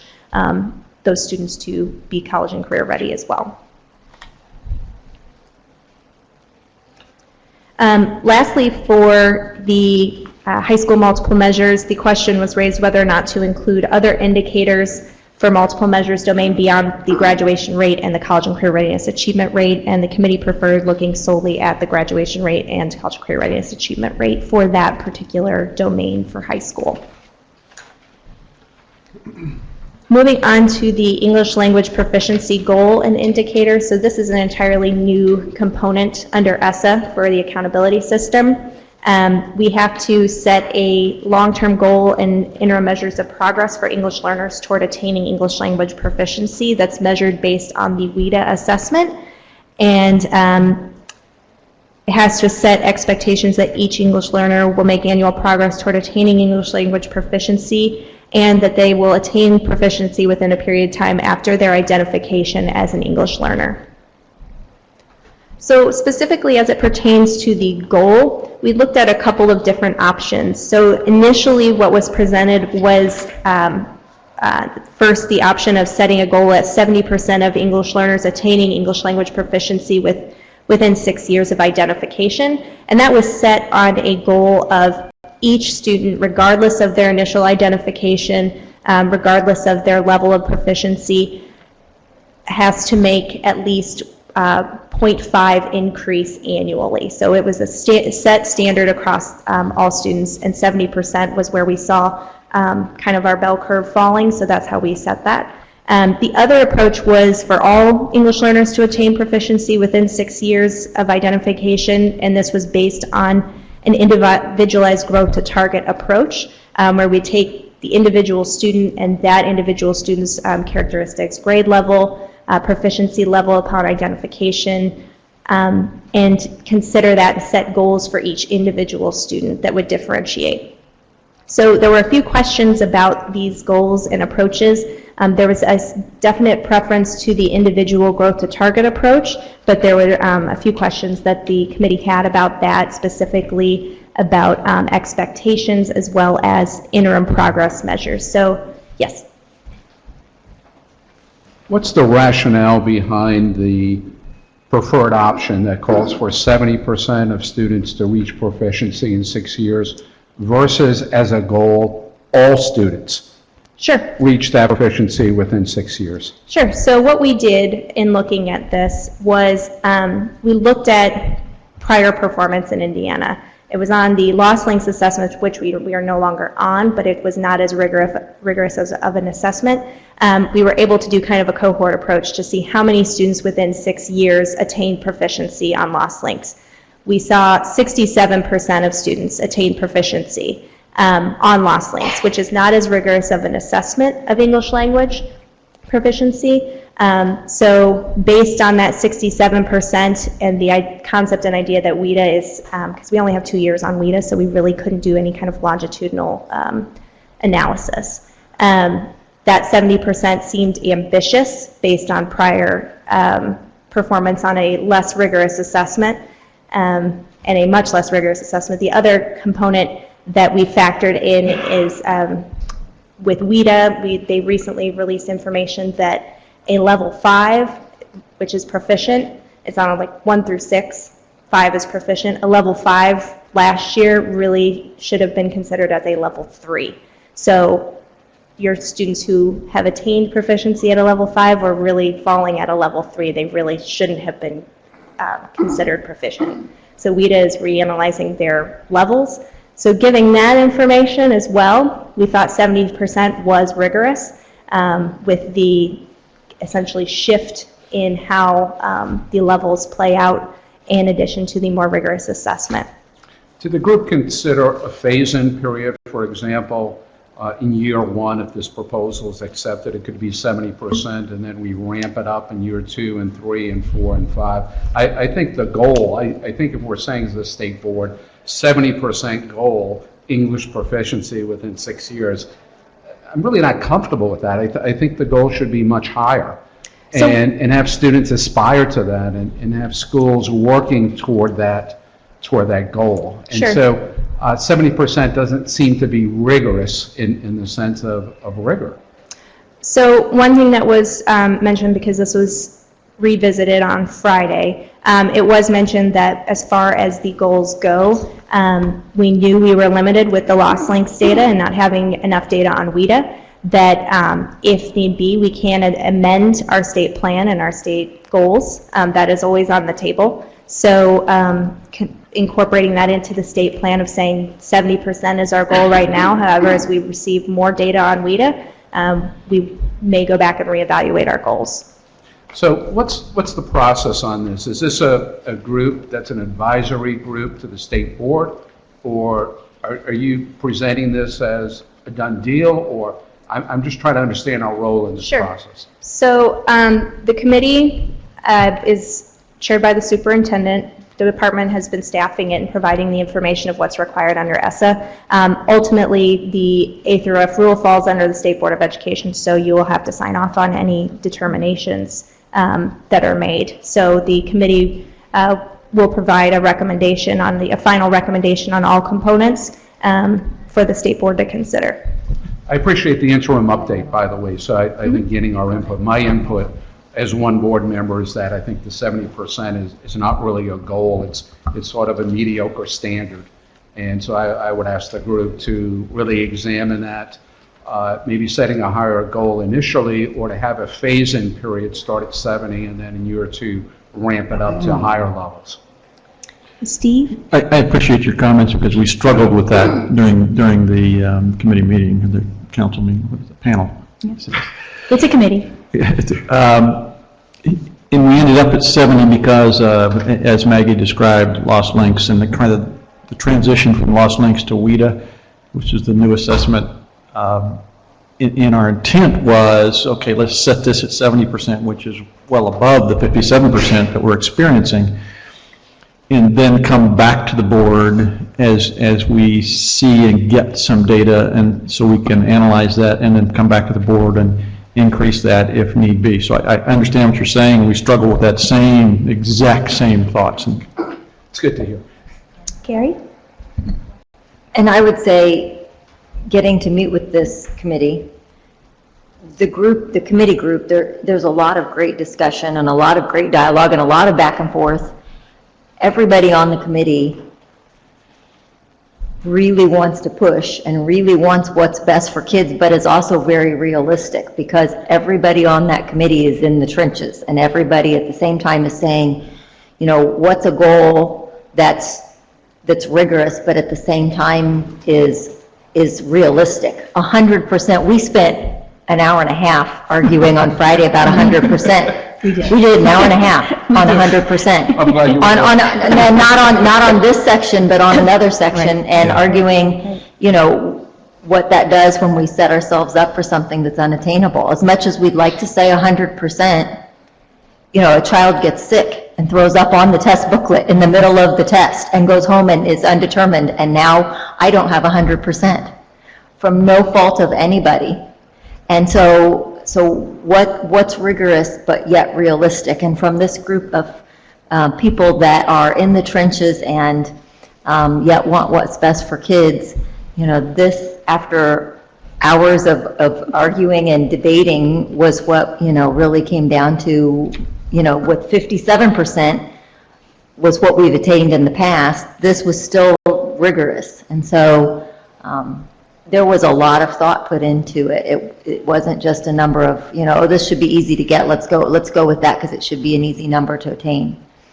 And so the group is a really diverse group, and a really thoughtful group and an interesting group. And so I appreciate those comments, and I'm happy to hear the group looked at that. The other component of this, which we may have some flexibility, is this notion of within 6 years of identification. Did the group look at maybe a little higher standard for fewer years than that? Let's say 4 years after identification, maybe it's 60%, and sort of ramping it up that way. Did the group consider that, or would they consider, I guess I'm asking, that the group take that into consideration also? So Maggie, you might want to talk about the 6 years and how we've really made it 6 years for almost everything we're doing. We've been very consistent in what it is that we need to put forth. So why don't you go ahead and talk about that, and then the EL. Sure. So specifically as it pertains to the English learner goal, based on consultation with our English learner team and other experts, one sits on the committee. She has different opinion on this, but there's a lot of data out there that a student should be attaining proficiency within between 5 years to, the feds recommend 5 to 7 years. So 6 to us seemed reasonable given the data and the research on this. Additionally, we have established a goal of 6 years because for the other 2 goals as well. So keeping it all consistent timeline to make sure everything's together and not to confuse was one of the ideas behind like a more transparent system, as well as the rigor behind a 6-year timeline. So in the past we had I think an 8, and given that these are supposed to be rigorous long-term goals, we wanted to kind of set that timeline at 6, and most other states are doing 6 as well. Vince, Leanne, and then Vince. Well, just to And then Mary Ann. help me understand a little bit better. So if next year, when ESSA is in full play and school districts get their data, it takes 6 years for a student to get there. I mean, so there'd be very few students that would be reported each year. Is that correct? So I think one thing we've been talking about, because I will say we didn't get into the logistics as far as the limitations. The one thing we've been talking about internally is a cohort approach for it, because otherwise I think it would be a very difficult thing to track. So we are discussing looking at a more of a cohort approach so that we can track it a little better. And the other thing too, as far as the actual calculation, is the individual growth to target approach. So it considers each student's grade level, each student's level upon identification. So there will be different interim goals for a student who starts at a level 4 versus a student who starts at a level 1. And those goals adjust annually because of research that shows that the higher level of you are, so if you're like a level 4, it's more difficult to make growth, versus if you're a level 1, you're going to see higher growth. So the calculation for the growth component considers that as well, so you will see a differentiation there. So the cohort approach, I think, is probably the cleanest way for us to approach it, and we are actually currently working on trying to figure out the logistics of So that if for the someone school moved side. in 6th grade, they would then fall into that cohort, and even though Right. it's the first year. Right. Vince and then Mary Ann.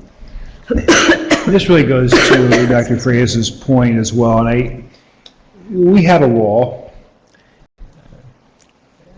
not too long ago that called for 100% proficiency by the year 2014.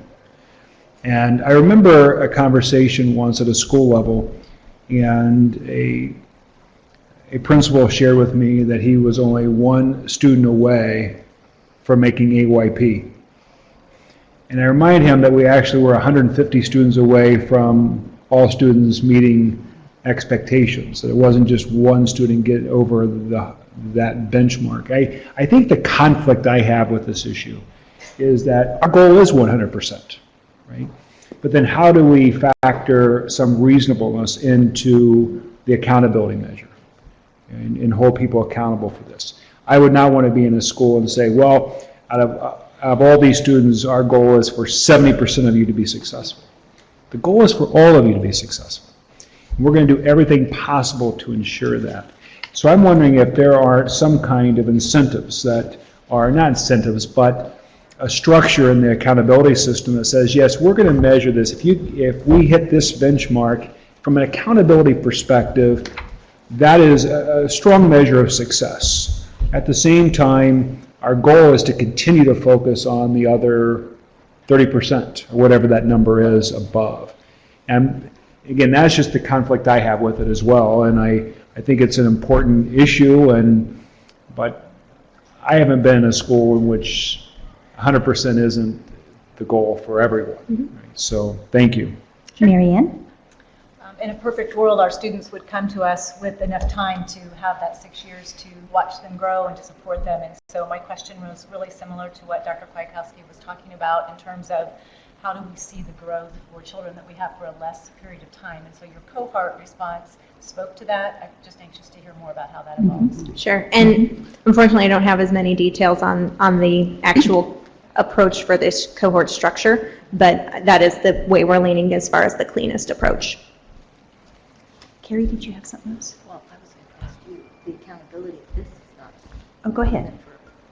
Go ahead. The accountability for the EL currently is not a school accountability in terms of towards the school accountability grade.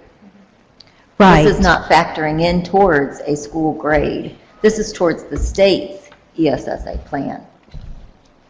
Do you want to clarify, Maggie? Sure. So currently with the No Child Left Behind, it was a corporation level for your AMAOs, right. For English learners. So this shifts it down to a school level. Right. So each school is held accountable for the English learner subgroup and proficiency levels, which is, and then in addition, this particular component, which I think is what Carrie's getting at, is for the statewide long-term goal for English language proficiency, which is set. So the statewide goal is for 70% Which is a little bit different than our school goal. Your school grades, right. Right. in terms of that, the 70% over 6 years is not necessarily a school goal, it's the state. Would that become a school goal, though? So one thing that we, and I'll get to it here in a moment, was in regard to the specific indicator calculation for the school level for accountability purposes, and how we've kind of structured that to incorporate that, which I think also does kind of come into play with this long-term goal. They're not necessarily. So that's on the next, Yeah, so getting close. for our indicator, the requirements for the EL indicator, it has to be, it's required for all schools, and it must be based on the growth or performance between year to year on the WIDA assessment for your English learner students. It also has to use an objective and valid measure of progress or growth and be aligned to the state's determined timeline for attaining English proficiency under the long-term goal. So there is some alignment between the two. What you'll see on the next slide is what we proposed as the indicator calculation for an accountability system. So essentially what we were doing here is saying your denominator is your entire EL subgroup. Your numerator is the group of students who met or exceed their individual growth target that was established for them for that year, or students, in addition to those, any student who attained proficiency would be included in your numerator. So those are the students we're looking at, either that met or exceeded their individual target, growth target goal, or attained proficiency. That would then give you your points. One of the things that we did do to kind of align it to the statewide goal is we did set it essentially as a goal factor of 70%, similar to what we do for college and career readiness. So if your school has 70% of students hit their individual growth targets or exceed or attain proficiency, then your school would get 100 points on this indicator. If not, it would be essentially, there would be a multiplier identical to what we do for the college and career readiness achievement rate. So that was kind of a discussion that we had because there were concerns about saying if the school statewide goal is 70%, shouldn't we have it aligned based on the ESSA requirements? So we incorporated that. Again, this is, as I stated earlier, everything from the committee does have to go through the state board for approval since it is in the A through F role. Yeah, Leanne, go ahead. So we have 2 years of WIDA data currently, is that correct? So have you taken our schools and run this scenario through to see how that might look? We haven't, I don't have the numbers, and I'm really sorry. There have been too many numbers in my head lately with all of this, but we can certainly share that with you. It would be interesting to see. Yeah. The one thing that is we with the caveat with that, we were able to pull the number of students who attained proficiency from year to year. We couldn't do the individual growth targets because WIDA hasn't set those. That's a new, that's going to be through the WIDA work that we have. So they don't have the process in place yet, so we really couldn't identify the students who met individual growth targets. But we can pull, and we did pull the information of how many students attained proficiency. The last consideration in regard to the indicator for English learners was the idea of incorporating a participation rate multiplier. This would be participation on the WIDA assessment. There is a federal requirement that 100% of your EL subgroups subgroup students are supposed to be testing on WIDA. So we did look at some data about what our testing rates are, our participation rates are in the state when considering this. Essentially, the only way that this would be incorporated is essentially as a penalty for schools because of the 100% requirement.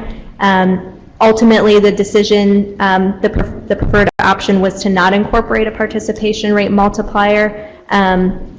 Given the outstanding circumstances that surround students testing that are unforeseeable, the 100% seemed very daunting, I think, as having it in the accountability system, given that there are things with a transient population like the ELs that fall outside. So that was the discussion about the participation rate multiplier.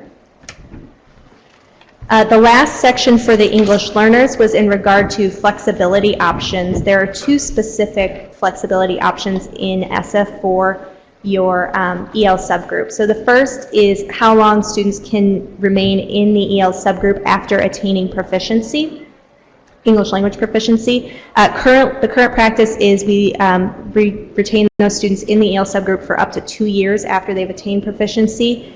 The ESSA allows states to incorporate those students for up to 4 years. The committee preferred the option of leaving those students in for up to 4 years. The two biggest discussion items there were that it did allow for schools to get credit for the work that they had done, as well as allowing, most importantly, to continue to monitor those students that have attained proficiency, to have a longer period where we can watch those students to make sure they're not slipping back. So the 4 was seen as a positive. Also, we did take a poll of our English learner teachers and staff in the field, and 84% of them, well, no, that was different. All of them wanted the 4 years. That was the next flexibility option. So everybody wanted the 4 years from the EL staff side. Question on that. Yes, David? So once students achieve proficiency, you're saying that you're proposing that 4 additional years they'll be kept in the cohort, and is that data used to help schools? Or I guess my question is, are they counted in the calculation for those other students who have not received proficiency? So the specific language around this particular component is that the students will be maintained in the EL subgroup for academic proficiency measures only. So that's only for your performance on the I-STEP. They are not counted in the EL subgroup for any other purposes and accountability, and nor are they included for any purposes of reporting. So it's only for the academic performance component. And again, to ensure the monitoring of those students is really the thought behind it. Okay. Thank you. Sure.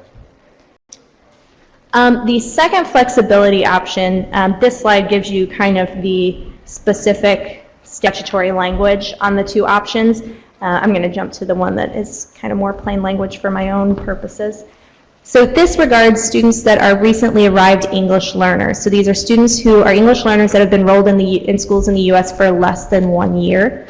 Currently, our practice per No Child Left Behind is that these students are exempt in their first year from taking the English language arts portion only. They're required to take the math portion in their first year. The 2 options under ESSA for states to consider is to exclude students, exempt students from testing on both math and English in their first year, or to do a phase-in approach. So with the slide that's currently up there, it kind of breaks out what this looks like from an accountability perspective. So for option 1, which is the exemption from taking the assessment in the first year, your first year you would have a participation component, so these students would count for participation because we can utilize the WIDA portion, WIDA assessment.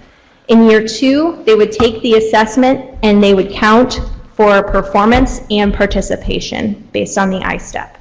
In year 3, you would be able to have a performance, growth calculation, and a participation component for that student. So that's how it breaks out for option 1. Under option 2, the student would count only for participation. They would be taking the I-STEP, though, in their first year. This is a difference in administration. So these students would be taking both the English and the math portions of the I-STEP in their first year. The second year, we would be able to calculate a growth component, but we would not incorporate the performance data. And in the third year, you would see the incorporation of performance, growth, and participation. So the 2 biggest differences here are whether the student tests in the first year or not, and whether we have performance or growth count first for accountability purposes. So there was a lot of deliberation on this. We went in both September 12th and September 30th meeting discussing this. The preferred option was option 2, the phase-in approach. And this is the one where we did poll our folks out in the field to see what they preferred, and 85%, roughly 85% preferred option 2 as the approach to take with the flexibility. So I think we felt comfortable moving forward with a majority of the practitioners who work with these students daily choosing option 2. So the other option in terms of participation in year 1, what other options are there? Are there required? I want to be clear. So under option 1, they would not test on the I-STEP. The participation component comes from their required participation on WIDA. Right. And the feds say you can count that in your I-STEP participation rate for accountability purposes. So but in option 2, we would require them to take I-STEP. Yes. Option 1, first year, no I-STEP in either subject. Option 2, I-STEP in both subjects first So I'm year. curious, and why do we think that is a good idea, of requiring them to take I-STEP in year 1? So I think it boiled down to, philosophically, did we feel like we wanted the students to be judged on their growth or on their proficiency? And so so they're going to get judged on one or the other in year 2. In year 2, you have to be judged on proficiency or growth. And if I'm a year 2 child who's an English language learner, my proficiency may still not be very good. And so to find out I failed is probably a relatively likely option, or relatively likely. But I may have shown huge amounts of growth from where I came in at. And so I want credit for that growth. I want to feel good about the fact that I have made huge strides, although I still may not have passed.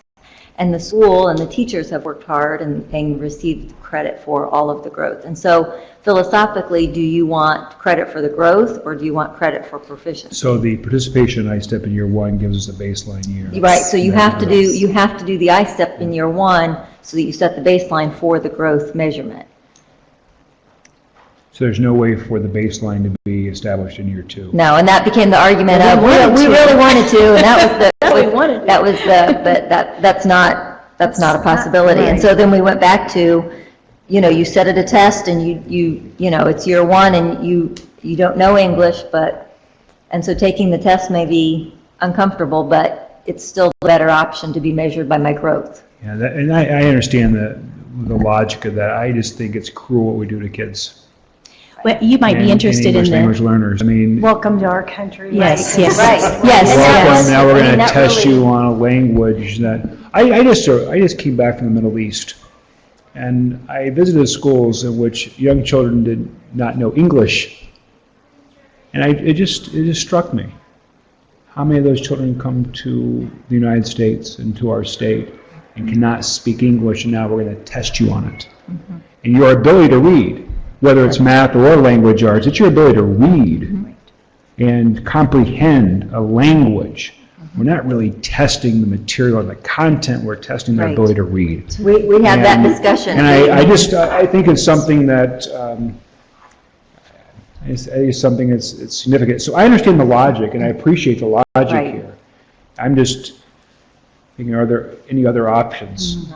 And so then we just had to say we have to trust our practitioners, and our teachers are professionals, and they're going to make those children as comfortable as possible and say, do the best you can do. We know that you've been here for 3 months, and we know this is going to be hard, and all we're asking you to do is do your best. And that's, what teachers do every day. And as we're giving them the instructions in Spanish, right? We're telling them, here's what you need to do, and I appreciate the concern, but it's a major issue. But I want, we really, publicly, everybody should know, we spent hours, didn't we? This went back and forth, because people genuinely feel, concerned for it and torn about it, but the option of, let's do it the way we'd really like to do it isn't an option. Are you sure you didn't attend our meeting? Yeah, you might have been there. So, thank you, Maggie. Sure. Well, that concludes the EL portion of Yes. today's presentation. So the last, second to last is on the elementary and middle school multiple measures discussion. So again, there's just a quick reminder of what's required out of an accountability indicator, which we had to refer to quite often in our discussion. Specifically for the multiple measures component, again, there are requirements for the indicator of school quality and student success. We focused mostly on the school climate and safety, student engagement, and other indicators, mostly because of whether those could be disaggregated, cost factors to schools and the state. So we narrowed a list down. We had a large list with all of the considerations, and we presented a narrowed list of what would actually work, what we could do. So this list was compiled based on what are required data collections for federal reporting as well as state reporting, specifically the annual performance report. We also looked at different programs that are in Indiana Code or Indiana Administrative Rule. We also compiled public comment information from the ESSA Kickoff Conference from this summer with CCSSO and ESSA listening tours, as well as looking at what other states are considering for their multiple measures. The questions that we considered as the committee looked at each of these options are there on the slide. So we kept in mind the requirements of ESSA. Is it a valid, reliable, and comparable across the state? Does it demonstrate school quality and student success in Indiana? Will this require more data calculations, or are there other burdens on schools? What are the pros, cons, and unintended consequences of the indicator? And lastly, is the indicator measurable, actionable, and meaningful? So that was kind of the frame of looking at each of these options. So what you have on this slide are the options presented for school climate and safety. And again, these were categorized based on the Maggie Payno approach of categorization. So some may seem more like they're student engagement indicators than school climate. This was me at, on a weekend just hanging out. So, yes. Before you get too far, question one that you have questions to consider: is the indicator valid, reliable, and comparable across the state? And then I get to your next chart, which you are on now. Student climate surveys. Mm-hmm. And so how do we ensure validity, reliability across the state? Are you proposing that every school district create or use their own particular student climate survey? Or are you proposing that we adopt a statewide that then each school district will administer or report back to the state? How's it all going to work? So these are not proposed at all.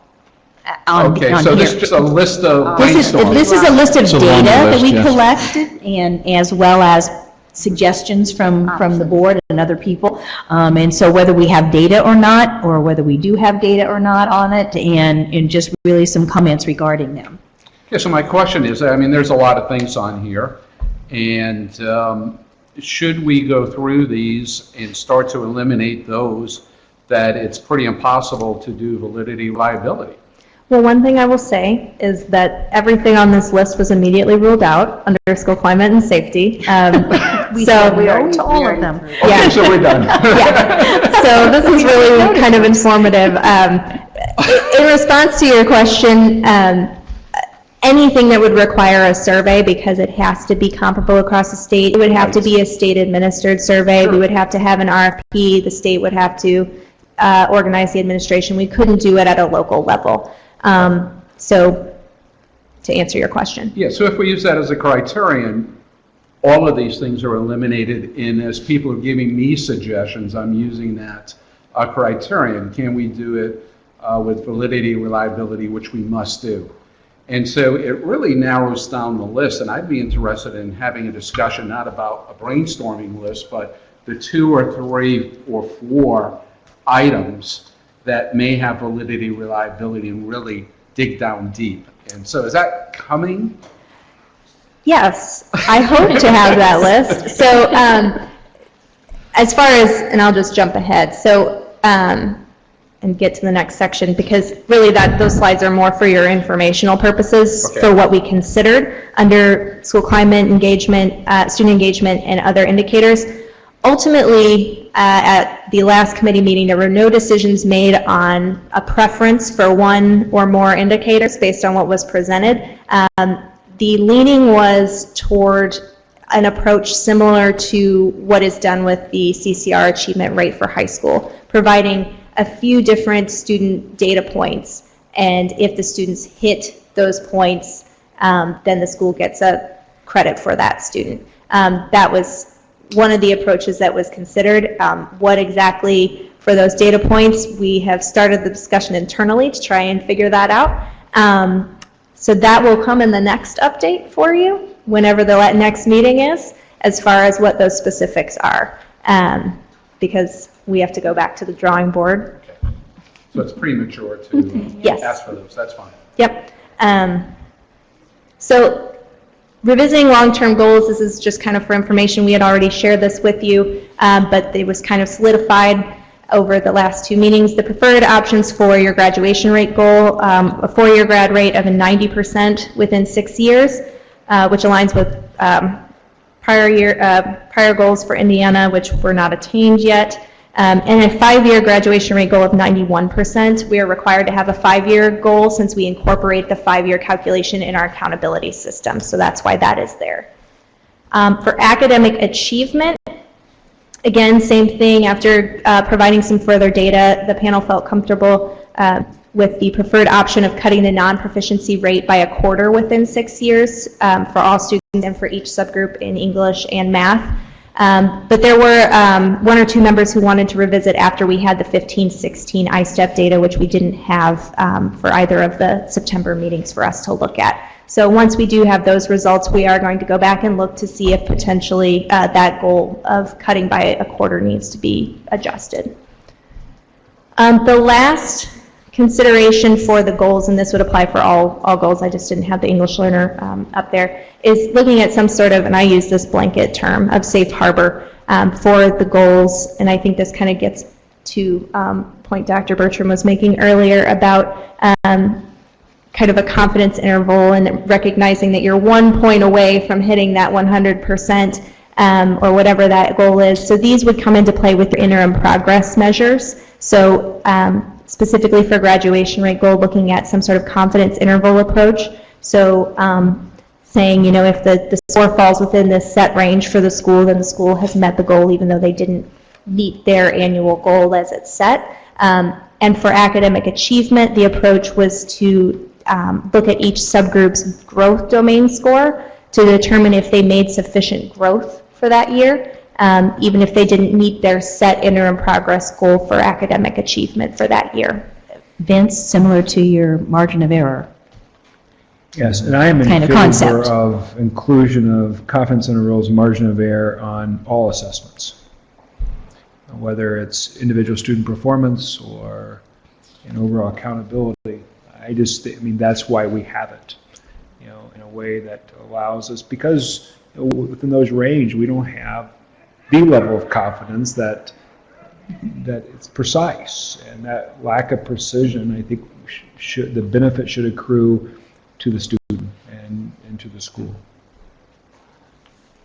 The last portion, unfortunately, Dr. Pam Wright, who is the Director of Special Education, wasn't unable to attend today's meeting, but she has blocked out the November State Board meeting to come and speak to the State Board about the work that the Special Education Department has been doing on the Certificate of Completion and credit requirements to potentially fulfill the requirement of an alternate diploma as it is permitted under ESSA. So just, and I don't dare speak about her work because it's not my area. So I feel more comfortable when she's here in November and she can present, but I did want to at least provide you all with kind of the statutory information under ESSA and what we currently have in statute for graduation as well. So in ESSA, it does provide that your graduation rates, school graduation rate and state graduation rates may include all students who attain a diploma as well as all students with most significant cognitive disabilities who are assessed on the alternate assessment who attain an alternate high school diploma may count as graduates. So that is a new term to ESSA, specifically for graduation rates. An alternate diploma is defined as a diploma for students with most significant cognitive disabilities assessed on the alternate assessment that is standards-based and aligned to the state's requirements for a regular high school diploma and obtained within the time period of FAPE for students. One thing I did want to point out on this specifically, because I've been doing more research on the alternate diploma as we've been talking about it. So this may not be based, the alternate diploma may not be based solely on meeting IEP goals. And additionally, the U.S. Department of Education has not identified a state with an alternate diploma that meets its requirements or definition yet. So there is no state that currently has an alternate diploma that meets their requirements. And they say they're going to work with states and provide further guidance, but we haven't seen that guidance yet. So just throwing that point in there as well. As far as our state statutes, so school corporations may issue diplomas or certificates of graduation to students with disabilities that complete their special education program. Additionally, the students may obtain a certificate of completion if they are on an IEP program. And then as far as our graduation rate calculation of what we have in state statute right now, the term graduation is explicit that it does not include a certificate of completion or any other document that does not meet the requirements of a diploma or of graduation as it's defined in the rule. So this is something that would need to be addressed and adjusted through legislative amendment if something beyond the just general state diploma is to be incorporated in the graduation rate calculation.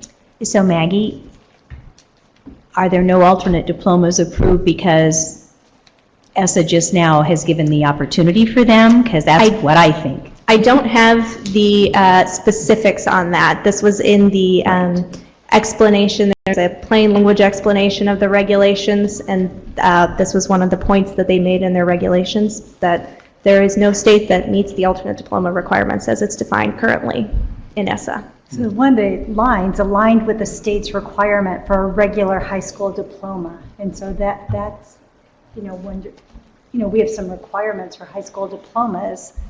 And so when you look at an alternate diploma, if you still have to meet those, that could get tricky probably. Yeah, so I think when Dr. Wright is here to speak on kind of the work that they've been doing around the certificate of completion, that may help with some of this, because they've done some good work regarding that. But again, I don't dare speak about it. But yeah, I think it'll be interesting to see what kind of guidance the feds provide on an alternate diploma. Thank you so much, Maggie. And Rich, I need to apologize because I overlooked you. You know why? You're on the back of my sheet, and we did assessment, and I'm like, we're done with assessment. So my apologies. Quite all right. So update from you. Yeah, being a young, I'm always at the end of the alphabet anyway, so I'm used to being coming last. I don't really have much else to offer today in terms of updates. I think Dr. Walker covered pretty well the reporting timelines and the updates, so we're busy at work getting those ready to release, I believe, next week. And she also shared some of the things that have been going on. We've been finishing up our professional development around the state this week and getting ready to transition very quickly into training for new test coordinators and for others around the state to get ready for the upcoming season. So that's really about all I have for today. Any questions for I just have one. Kellyanne? So earlier, when Dr. Walker was here, we were asking, with your system, if, getting back to the calculator issue, is there a way in your system that you would be able to check for students based on, we say they're undetermined, but is there a way to check to see if there would be a difference with performance in a certain section based on students who are undetermined because they used one versus those that did not? Yeah, I would have to check with our psychometricians and with our technology team, but the data, I'm sure, is all there. It would just be a matter of going back and trying to dig that out and rerun some things to take a look at that. Good. Would you be able to get with Michelle and let us know as soon as possible what that result of your investigation would be? I'd be happy to. Okay. The other question I would have, was there some sort of a snafu electronically with Apple's in updating Apple computers and iPads, and is that Yes, you're nodding your head yes. And the next question would be, has that been resolved? There were some updates that have been made to the operating system on the iPads that have created some additional security risks.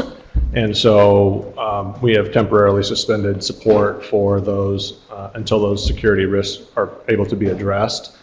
We work very closely with Apple all the time, trying to explain to them so that they understand the needs for high stakes testing and the needs for security and so forth. We try to stay as up on or ahead of releases when they have them.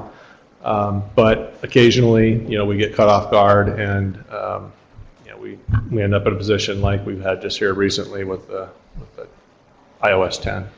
Okay, so the answer to that question is yes, there was a snafu. Yep. And you're working with Apple. Mm-hmm. What's the timeline to get resolution to that?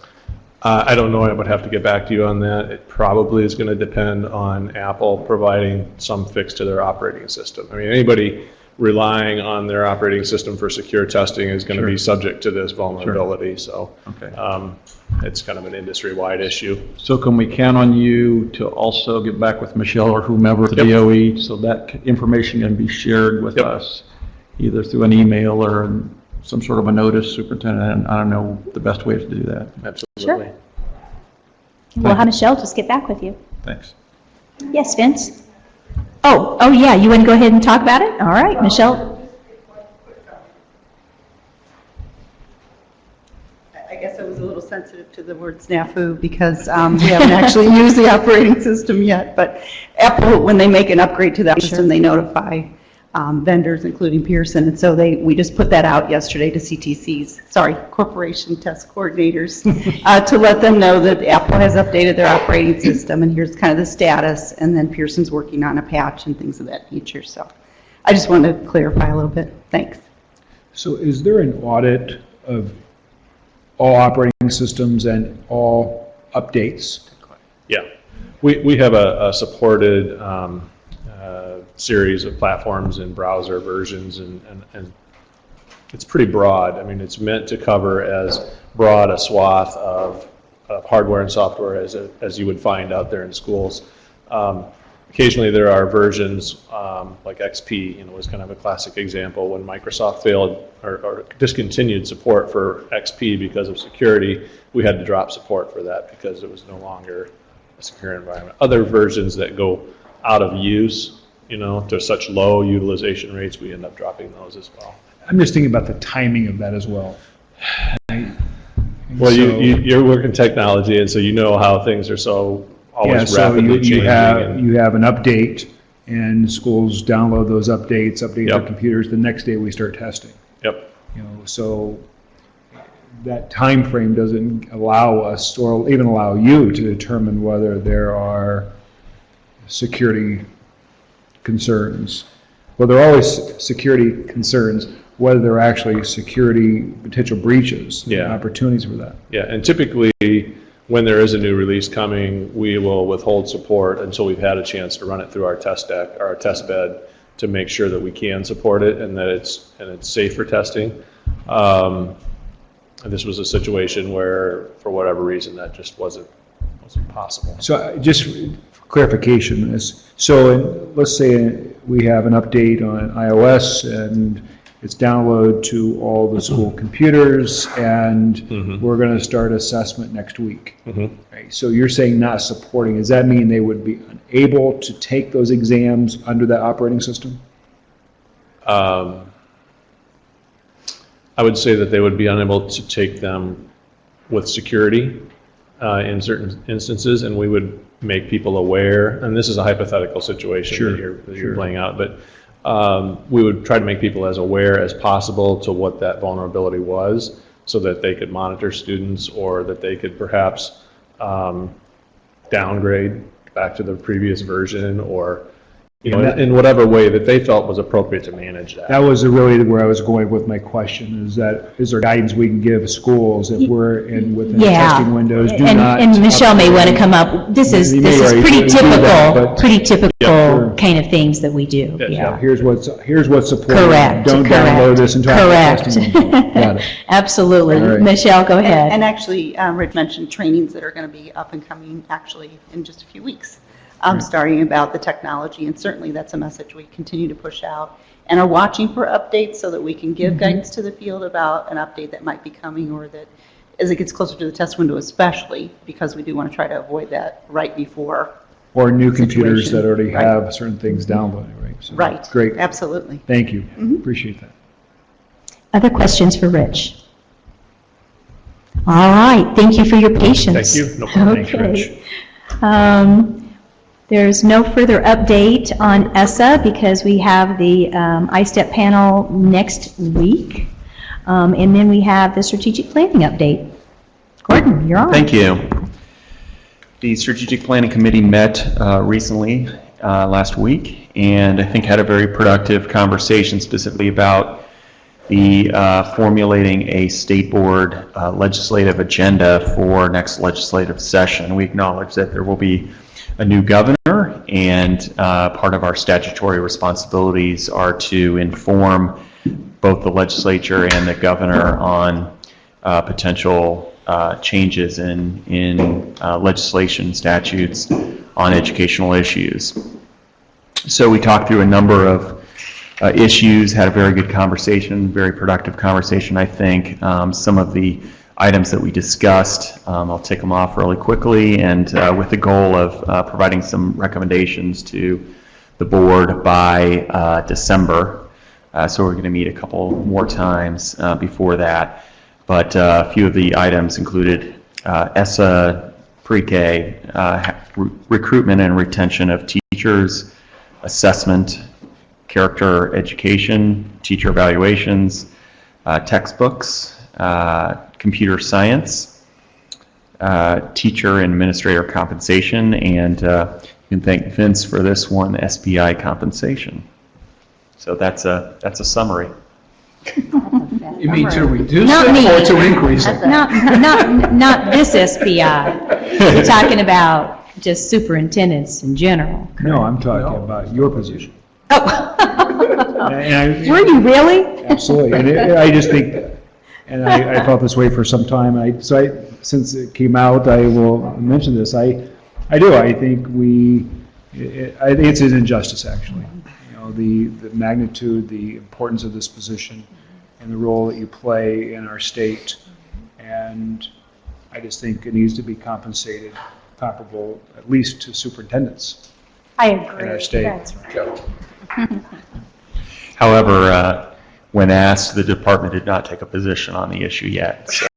No, we have no position on any of those issues. And I feel the same thing about the department overall. You know, it's just such a critical area for our state, and we need to demonstrate that, and compensate people and our professionals accordingly. And I think when we look at people even that you're trying to recruit into positions and our ability to do that, That's true. I just think we need to align compensation accordingly. So just in summary, we're going to be working on this as a committee over the course of the next couple months. Hope to have some recommendations that we can consider as a full board, and just considering the many important issues that are facing Indiana education, we should be weighing in as a board. So to be continued. Just to comment, I have no concerns with anything on that list. My question is this a practice that's common for the State Board of Ed? Because I don't know. And do we typically present or provide legislators with a legislative agenda representing the State Board of Ed? Well, a couple years ago, I think was maybe, at least in my tenure, was the first time we considered it. And we had a formal board agenda, and we kind of ticked through the list and voted up or down. and that represented the board's agenda. And last year, we did not have a formal board agenda. We had some initiatives that were successful that board members were involved in, but we did not vote on a formal board agenda. I just needed clarification. It's beyond my experience, so I appreciate it. All right, seeing no other items on our agenda. I have one more request, if I can, not necessarily from you. John, can we make sure that on the agenda next time we get the calculator issue presented? We hope we have it solved way before then. Hopefully resolved, but I'd like for it to be on the agenda so the public knows and the board members know, because this is a really important issue for 1,500 kiddos and their parents and schools and taxpayers. Thank you. I would entertain a motion to adjourn. So moved. Second. Second. All those in favor signify by saying aye. Aye. Those opposed, we are adjourned. Oh, Byron, he didn't join us again? Oh, my